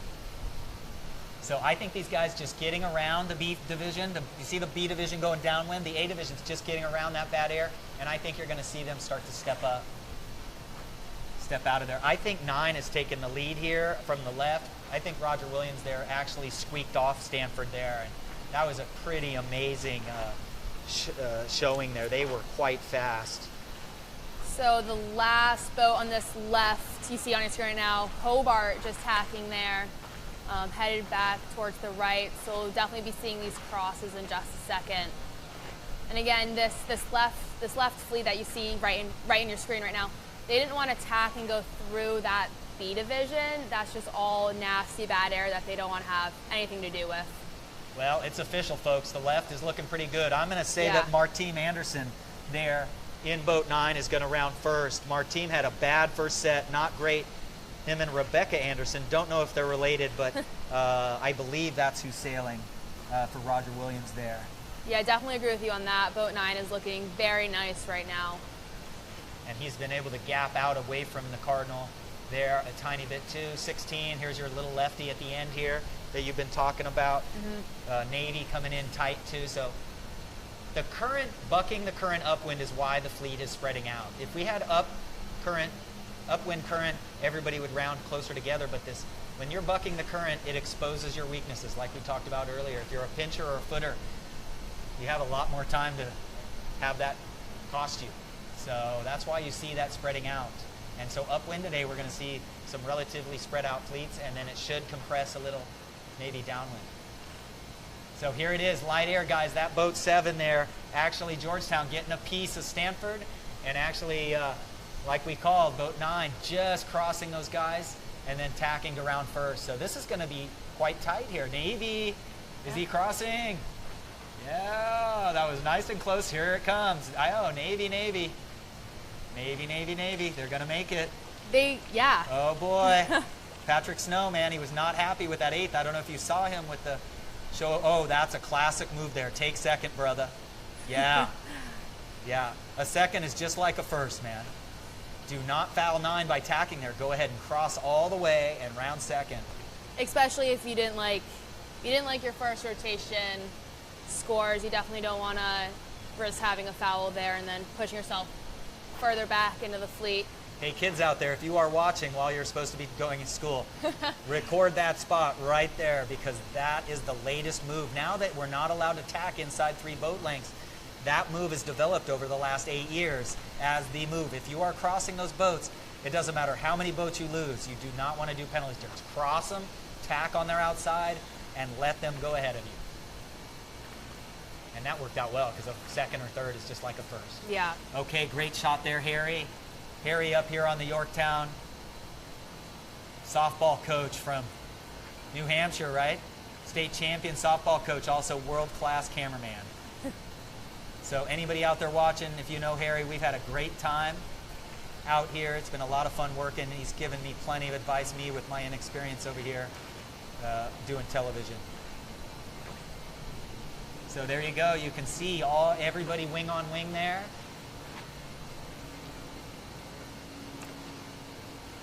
And it's all about lane management here, isn't it?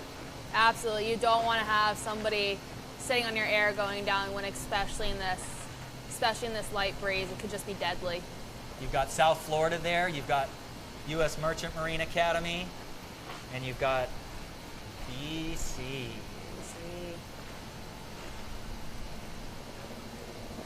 BC's having a good day today as well. Absolutely. Erica pulling off a bullet to start the day. Yeah, our women's college seller of the year, Erica Reineke, Olympic campaign for the 2016 amazing laser sailor, amazing dinghy sailor just in general.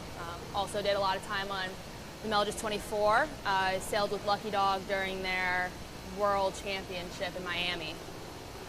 Well, you know, I have 3 girls, 13, 11, and 3, and I am so lucky to be here. But if the Reinecke family or the Breyer family or the Rohde family, if you want to send me some chat ups on the live stream chat and tell me what you fed them and how you talked to them as they were growing up, I could use the advice.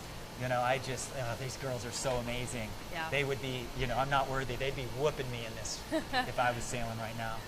So give me some advice, parents. Sometimes I feel blind. There you go. Welcome back to the U.S. Sailing Studios. Really excited. We've got Sarah Wilkinson here. Sarah's a cougar. The Team Racing National Yes. Championships. Were you out there swimming with the group? I was, yeah. I kind of abandoned my post there for about 30 minutes. Had to go celebrate with the team. Yes. A lot of us are still in shock. We can't really believe that it's happened, especially at home of all places as Yes, well. if you watch the replay of the end of the Team Racing Nationals, you got to see one of the better celebrations we've seen in a while. And College of Charleston is a huge team, and they have worked so hard. You guys, Yeah. it's like your coach told you better not leave, right? I see you guys just waiting for orders. Oh yeah, I mean, I would like to say we're at the mercy of our coaches, but we're all here willing. We all love the school. We love the sport. We love the team. This is why we're here, and I was more than happy to stay down here for nationals because this is probably the only time I'm going to get to experience it in my college career. Well, there you go, folks. You're watching the A Division at the Gill College Sailing National, powered by U.S. Sailing. Boat 16 in the lead there. That was pretty good. You know, they even the gates out or the wind shifted because they put them closer together is what they did. And so Patrick Snow was able to go to our right gate, their right gate as well. There he is, Patrick Snow, San Diego boy. Great job there. And you can see how active his crew is in the boat. And as I said earlier, it's so crucial for their crews to be active with their weight and help keep that boat flat and fast. Yep, so she's painting a picture for her skipper. If he starts to gain, like if she sees him higher and fast or whatever, she immediately speaks up. She wants his confidence to go through the roof. If they're not doing so well, she'll be more subtle and just try not to break his, chap his high there. And so she'll say something like, "Are you on the wind?" Or "Is this a lefty or a righty?" And he knows what she's saying. And if they're losing, he'll look back and maybe, decide to try something a little different. So it's just an amazing, nonverbal cues that go on all the time here after the season, by the end of the season. And every crew and skipper honestly has a different language. They sail with each other all year long in practice and in regatta. So by the end of the year, they really understand each other and they understand how they move. And as you just saw in that Navy roll tack, they're just so on cue and so together, which is crucial for the roll tack. But again, that skipper crew pair is completely in unison. So Roger Williams has got him. Actually, I called 16 in first, but I'm gonna guess that Patrick's gonna go ahead. Nobody to his left to worry about. He's gonna duck and just keep going out. There's 2 boats on the right. Oh. See that? So a perfect move by Roger Williams there. Because now there's only the boats on the right have a chance. So they're just trying to push their way out there. So Patrick in slow death has to come back out. 9 has the right kind of put away. So they're going to go ahead and speed test here with Patrick. This is a good chance early in the regatta to speed test against one of the fastest sailors in the fleet. And you can see there, at least from our vantage point up here, the Naval Academy kind of squeaking out, having some speed on Roger Williams, going for attack there, going to cross. And Roger Williams going right back with them again.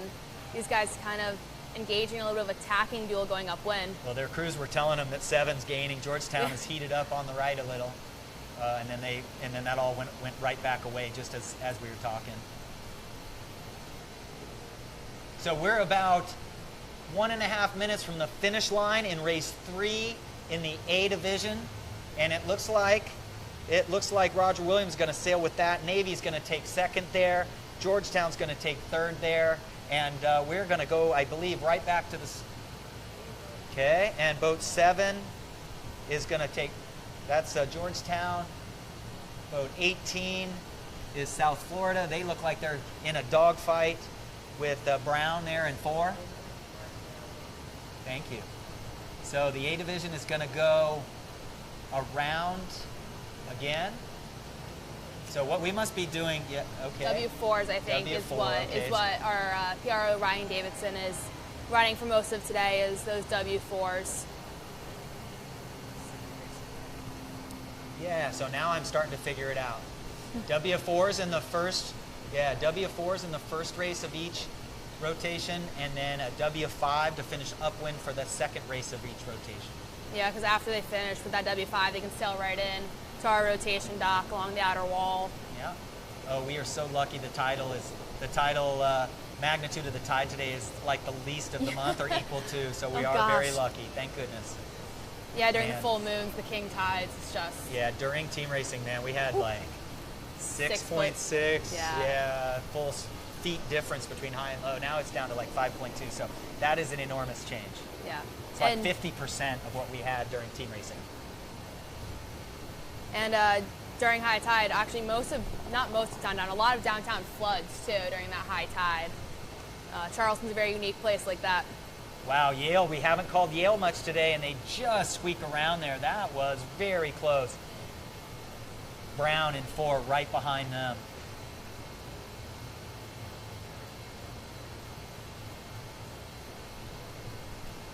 And I think it's interesting to point out that in their last race, most of their fleet jibed around the top mark, and now most of them are kind of reaching out towards the Yorktown. Some of those guys trying to reach so they don't have to bear away and have someone sitting on their air. Some of these guys probably also think it's the right move. You can kind of see a parade is what we call it, when all the boats just kind of stack behind each other's sterns and follow each other out. Once that first boat makes that turn to go wing on wing, everyone else will most likely follow suit. Yeah, so it looks like a very defensive move by all of these boats. As you were saying, the leaders are just leaving them right now. The leaders are wing on wing. Every boat length these boats are going reaching, they're losing about a quarter boat length to the boats that are wing on wing. So it's not maybe that much in this wind, but once we get a tiny bit more windness and we get out of reaching conditions altogether, it is a flat out loss to reach. But in these winds, you can still hang reaching. So you saw that first boat finally went on the wing on wing, and now pretty much everyone in that parade have now gone on wing on wing. You are about to see the B division going back upwind through the fleet here.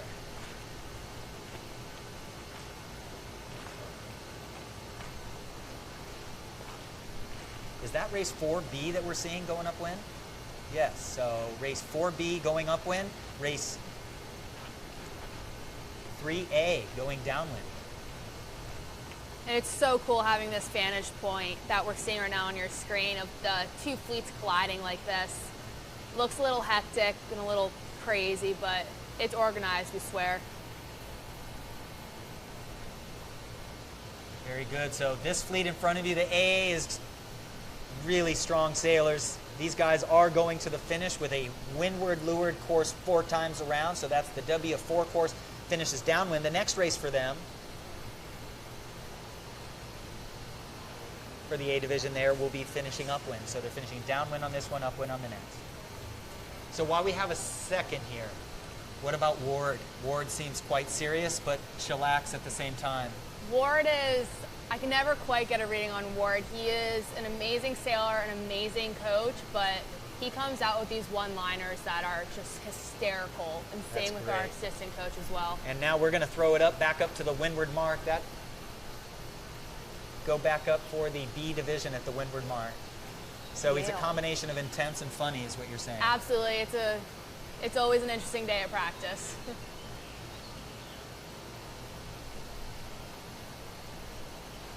Is that the Yale Bulldogs going around first?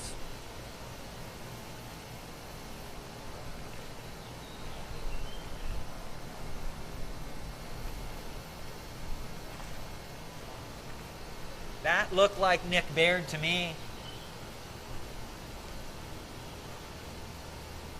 Ooh, is that Kings Point going around there? BU and 1. Yes. BU jibed around that top mark probably, so they weren't going to follow those guys straight downwind with the wing on wing. Wow, this is a tight race. These guys are really sharp. You know, the first couple regattas we saw people a little rusty on day one, and they slowly seem to get better and better, but it seems like everybody's come out to play. Especially with these finals. Great. We are going to swing back to the finish for the A division. We'll come back to the B soon. It does look like neck and neck with the Naval Academy and Roger Williams. Yes, good call, Sarah. Georgetown in 7 going to come across the line there.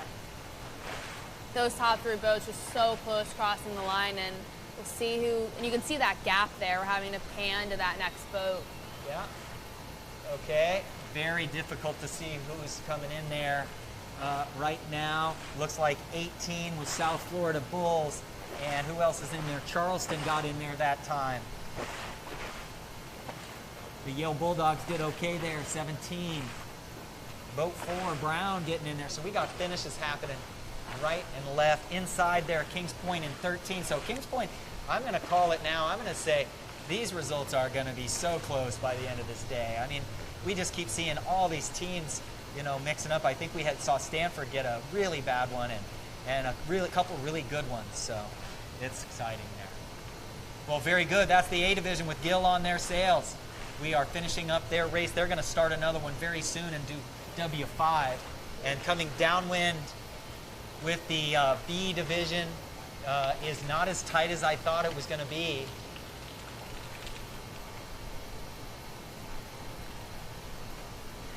But again, as we get down this leeward mark, as they start to round this gate and head back into the current, they're going to condense all again.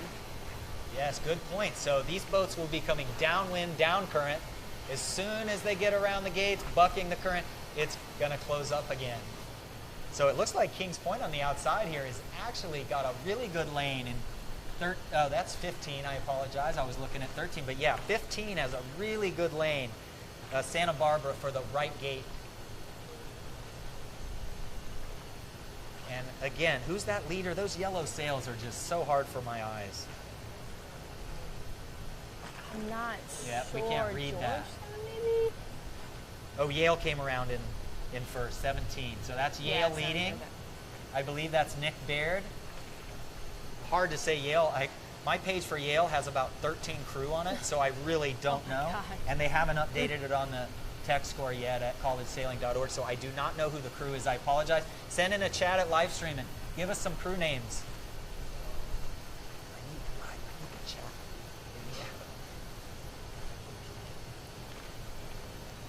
Yep, there's Yale leading. Is that 16 outside of them? Navy. Yeah, they came to sail. Gary Prieto. There you go. Gill boat not racing there. Great. Adam Burke setting up our sail numbers. That's not the place they're in, folks. That is their actual number on their sail. Here we go. Yale decided to take the right gate here. Nice heel to leeward. Let go of the tiller. Straighten it out. There you go. Beautiful. There's Navy in 16. Great. Dartmouth gained a boat. Dartmouth came out sailing today. Man, they barely qualified. Tied for 9th. After leading yesterday, they were winning going into the day, and they almost didn't qualify.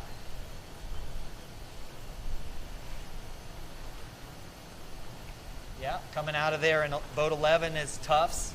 Heading out of there, you got 17 and 6 in front of you, the same view. At the other buoy, you had Tufts. You had Georgetown. I'm going to say 17 is going to tack here because, yeah, there you go.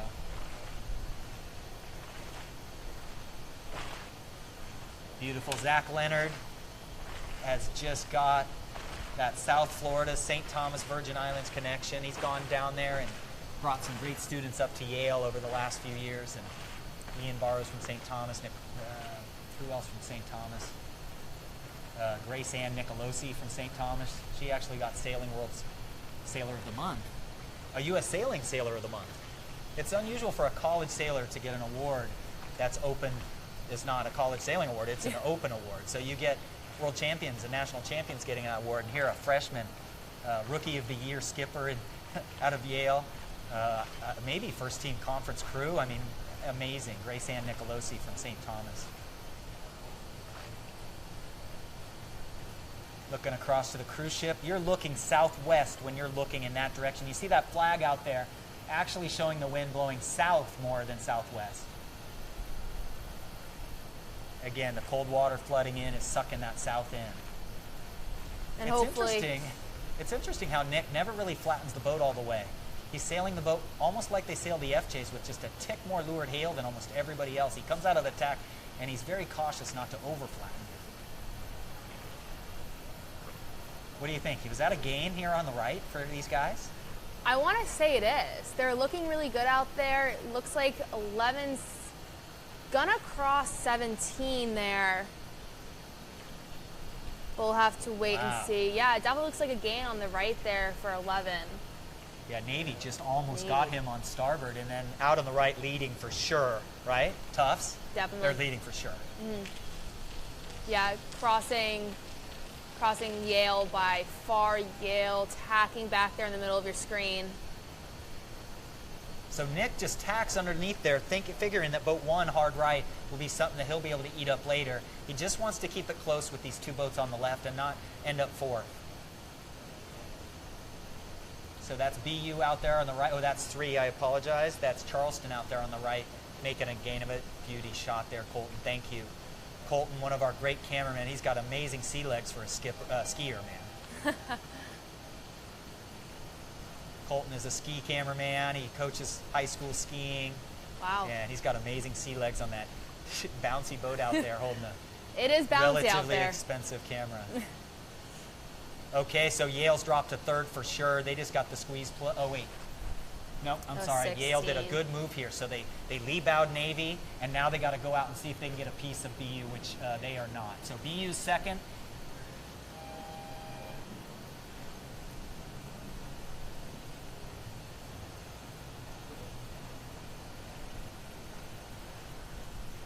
Tufts in your face there, not doing poorly. Rounding 1st there in Tufts. Good race for them. See a big flatten after their roll. Charleston tacking right behind him. Hopefully, yep, coming around 2nd there. Man, coach is taking note. We got to get to the right middle and Yeah. play from there, huh? The book, Yeah. wouldn't the book, if you had a book on this, wouldn't you think it would be with flooding tide, people would be scratching to Yeah. the left hard, right? Absolutely. I know, that's why we have to throw the book out. That's what makes coaches like Bill Belichick and all these guys great coaches, is they know when to throw the book out. Yeah. And a lot of people are so stuck up in stats and, and what works all the time. It takes the great sailors to know when to throw it out. Great, so we're watching the A go around. Great job. We are back with the, we just watched the B go around. We're back with the A division and the FJs coming off the line. Race 4 in the A division. It looks like a tiny righty. What do you think? Yeah, I would agree with that, especially what we just saw at the top mark with that right really paying off. So I'm going to say boat 8 there. GW got off to a good start. They're probably bow down trying to roll forward on 7 there in Georgetown. So Georgetown's really starting extremely well. Every race seems to be Georgetown coming off the line with a big hole to leeward, and everybody to their left just out of the picture. I don't understand. I understand. They haven't gone to the dock yet. These guys got to stop starting with such a big gap to windward. Yeah. You're just pinned. I don't understand what these guys are doing. It's really, like, as a sailing instructor, I'm feeling it deep in my craw in there. You got to close the gap to windward. You're pinned if you have a gap to windward. Mm-hmm. Great. I'm going to say Georgetown first there in 8. George Washington first in 8, actually.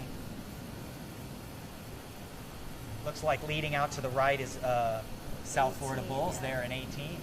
Which, if this race is going to be anything like that last beat we saw for the B division, they're going to be looking pretty well once they tack over. Yeah, we've been seeing the right working a lot. So maybe the coaches have a headset in their head saying, no left, no left. Well, folks, that is illegal from the 2-minute gun until they finish and get completely away from the finish line. It is individual team effort, meaning as a team, you are solely responsible for everything. You have to clear the finishing line. You can't get any outside assistance. So once you have the preparatory signal in sailboat racing, the best quality of sailboat racing for an 8-year-old is their parents can't tell them where to go. So we love that factor. No parents on the dock waving their hands and trying to get that bullet for their 9-year-old. Individual effort, self-reliance. It is why you want your kids sailing every Saturday and Sunday for 5 to 8 hours. Skateboards are great. Have them doing that for 3 or 4 hours afterwards, but keep them off the street, keep them on the water, and managing their own life out on the water with no input. So that is in 5. That is the Fordham Rams. They've had a good day. I'm worried they're not having a great race now. I do think they're in 17th right now, but beautiful roll tack. And no panic going on here. All it'll take is a little puff from the left, and they could be back in 13th in about 15 seconds. So they are boat 10 going to get ahead of them. Hobart. So now what about Mitch Hall? What about his coaching? Is he different than Ward? Is he more talkative? Is he more energy? What is he? They get along really well, and they get along with the team really well. Mitch, I would probably say connects more with our team, or with us as a team a little more, because he is a little younger. No, just our team as a whole, just because he's a little younger. Yeah. I mean, he's hysterical as well. He's a little more vocal than Ward would be. Ward's kind of that silent humor, and then comes out with these one-liners, and Mitch is just kind of funny all the time. Well, that's great. Yeah, I like both those guys. Mitch here 6 years, and Ward here 12 years, and I've seen Ward's serious side. You know, the one thing about Ward that I think is, if you're a student with Ward, and maybe this is true across the board, I just have students at College of Charleston, so I get the feedback. But if you don't get your paperwork in, if you're not responsible, man, that's a bench seat for you, or maybe not sailing that semester. Yeah, and take it from personal experience that they're definitely very strict with our grades. NCAA sets standards for us that our coaches don't have to follow, but they do choose to follow, which holds us to a pretty high academic standard. Wow, Will Dow, just a beautiful, calm, let go of the tiller tack there, and he's going to round right in there. Yale's going to tack in there as well. So first place, Georgetown having a day. Campbell Delisque, last year's hero at the Nationals by being a freshman who replaced a senior and sailed the last 6 races of Nationals, and they held on to win. And I tell you, it was down to the last race. He went from 2nd to 7th a couple of times on that last run. And just the composure Campbell showed to hold on to that 2nd, and just played the current perfectly, and played that little puff at the end, and he brought it home for his team. I think that may have been Stanford who rounded 2nd. Yes, Will Dow there. Definitely having a good race there.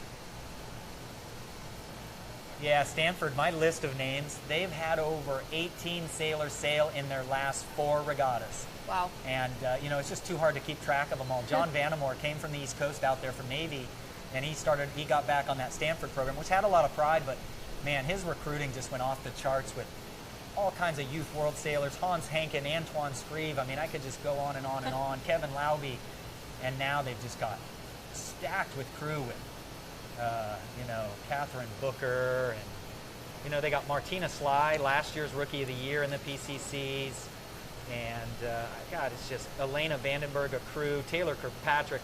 They have Madeline Bubb there, a freshman now, Julia Lambert as a skipper, John Canestraro as the All-American crew last year. I mean, the list just goes on and on with that team. Okay. Backup win, and you see the A division here at the Gill Coed College Sailing Nationals.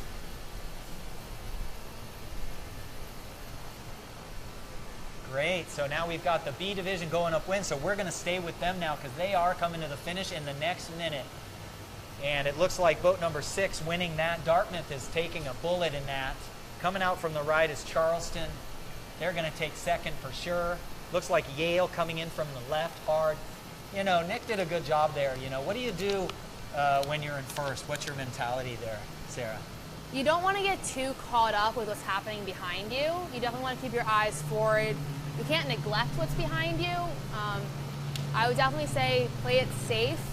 Don't, unless you know for a fact that one side of the course is gonna help you out, don't bang aside, don't be too out there. Stay conservative, stay with the fleet, and cover loosely what you can. Well, that looks like what Nick did. He just lost it on that 2nd beat. He was playing it a little conservative, and actually Tufts in 11 just squeezed in front of Nick, so no problem. 4th is okay.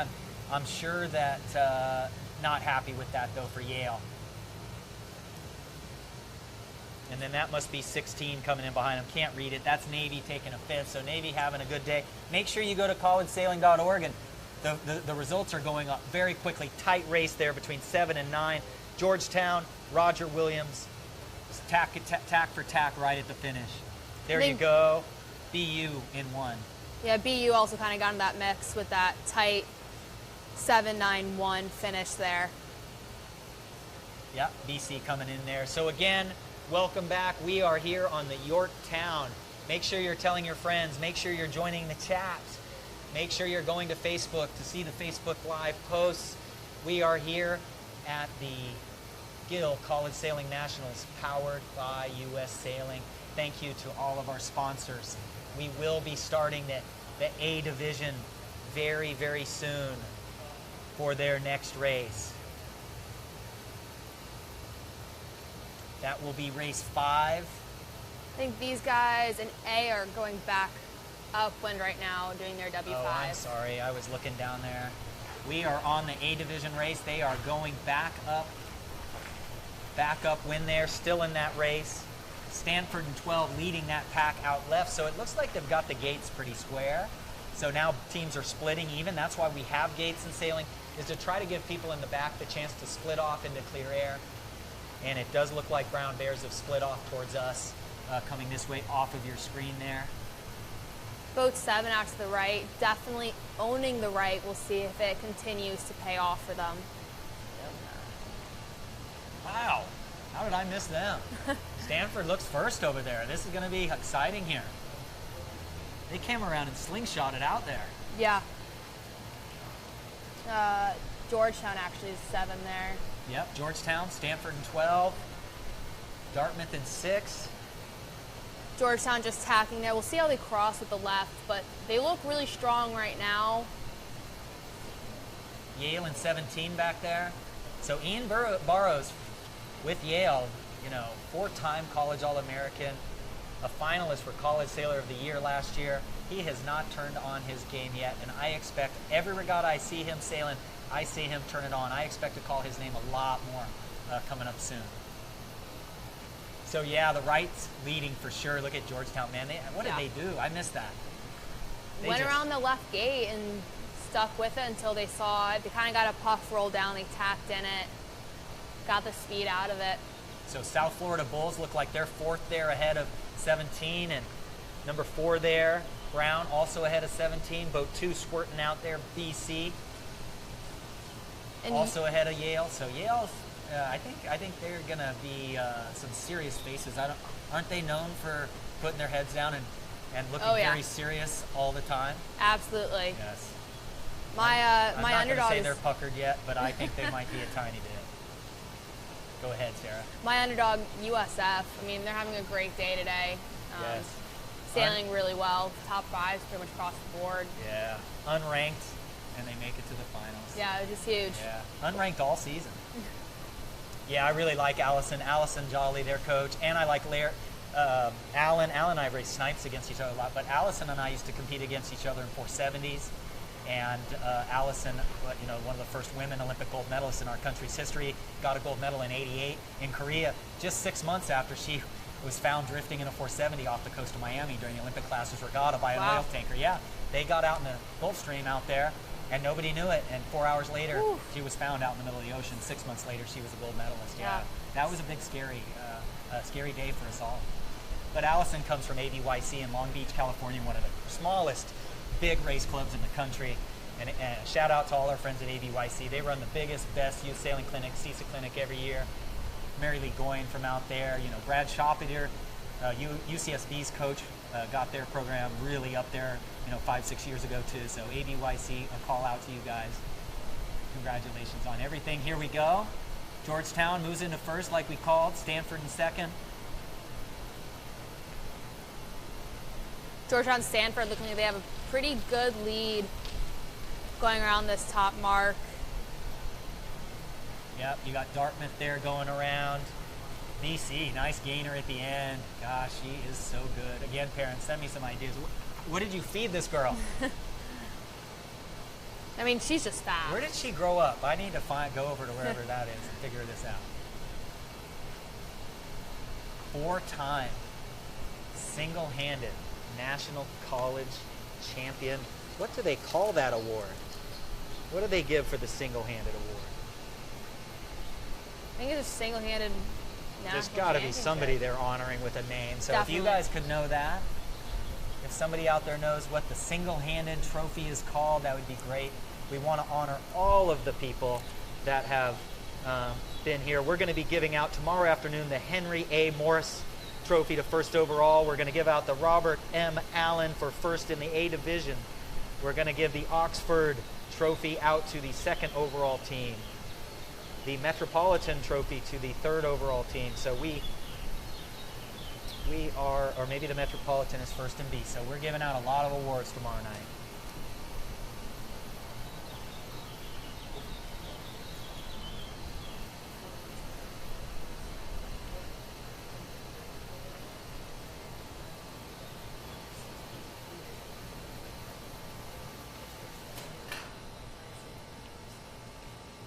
Yeah, so thank you for joining us today. Make sure that you get us clicked up on your computers, plug us into TVs at your yacht club if you're around. Make sure you're in the dorm rooms with your buddies watching all this.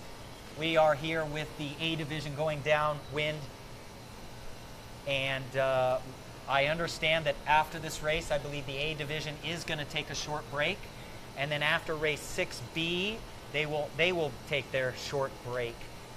The forecast, if you go to the Ventuski.com website we've been using, you'll see that the wind has made a tiny march to the southwest offshore, and that should impact us, should just increase the wind to 7 knots or so here very soon.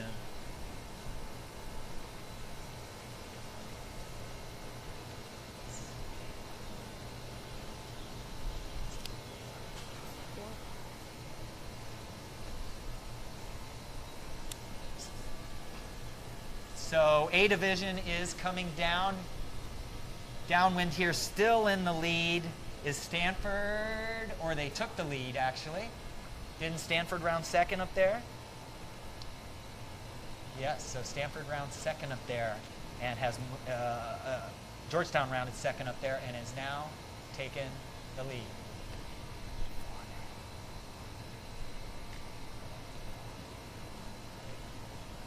Race 4 for the A division is neck and neck here. Big roll jibe here, nice slow turn. Almost neck and neck there, just a slight advantage there to Stanford. Great job there. Interesting how the Yale and Stanford are leaders of this race, split the course, or split those gates, head out different directions, which Yeah. I think was a smart decision. They don't want to be following each other around the gates there. The classic, you can't beat them by following them. Looks like Stanford going around there, tacking out then to the right to get back out to that right-hand side of the course. Yeah, there's Erica again. Yeah, I'm surprised Stanford tapped quite so quick. I'm going to say Stanford's made a gain here. I think the gates were even, so great job by the race committee. But I think Stanford had more bad air going around there. I actually think Stanford might be third. We'll have to see what happens here with 6 as they tack. Definitely a very close call here. I think they're going to have to take their stern, though. Wow. So, you know, maybe that other gate was just a little further upwind. Yep, so neck and neck now with 6, with Georgetown in the lead in 7 there. So this is exciting racing, folks. This is not a parade. One thing about this week, what do you say, women's was the same way. Oh. You know, it was like one team would be doing well one race, and then all of a sudden they'd be in 8th, and, you know, Yale passed so many boats down there. I was blown away at how Yeah. it would be 7 boats like every other run. They would pass 6 or 7 boats. I don't know what Yale does for their training, but they're just fast. Yeah. They're a fast team. Downwind, they're fast. Upwind, they're fast. Yeah, so A will do this race, and then they will go in for a little break. Is that GW we're looking at there? Okay, so Georgetown's walking away with it, folks. Man, it's been right all day. Yeah. It's just you got to get to the right. The water just must be moving better out there. And it looks a little darker out there, too. Believe it or not, if the current is moving under the air faster in one area over another, this happens in San Diego all the time, where the current's going one way on one side of the bay and it's going the upwind and the other, it will make the water darker. So you'll have a little more wind, tiny bit more wind showing on the water in that tide going against the wind, and that's what we're having right now. So Georgetown way ahead. There you go.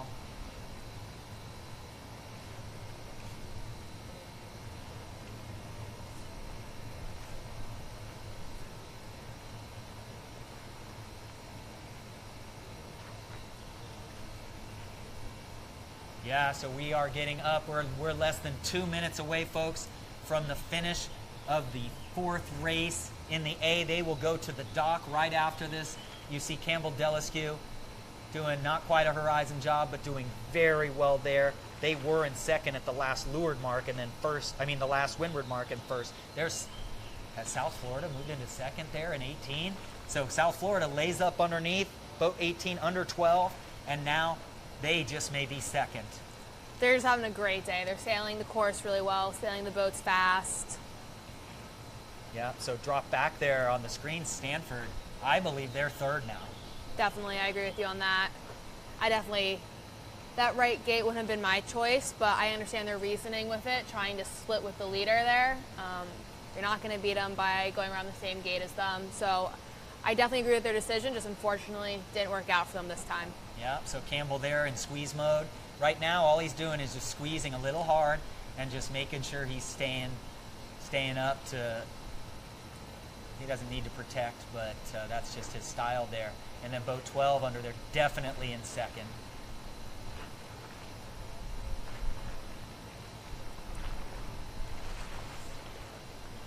Yay, great race. Just a great race, heading to the dock. Shoot the finish line there. There you go. Look at that, South Florida beauty. Stanford 12. Okay, so folks, this is great. We've got through 4 races there for the A and the B's, and we are going to send it off for an interview we did this morning. Oh, and I want to thank Sarah Wilkinson for being here. Thank you, Sarah. It was really good. Thanks for all the input. Thank you. Of course, thank you guys for having me. This has been a treat, so thank you. Yeah, absolutely. Good luck in your next couple Thank years you. at Charleston. I won't see you very much, but yeah, take care of my girls that are out here with the team. I will, definitely. And thank you. We are going to send it off soon. Thank you for joining the live stream here, powered by U.S. Sailing at the Gill Coed College Sailing National Championships. We're going to send it now off to an interview we did earlier this morning.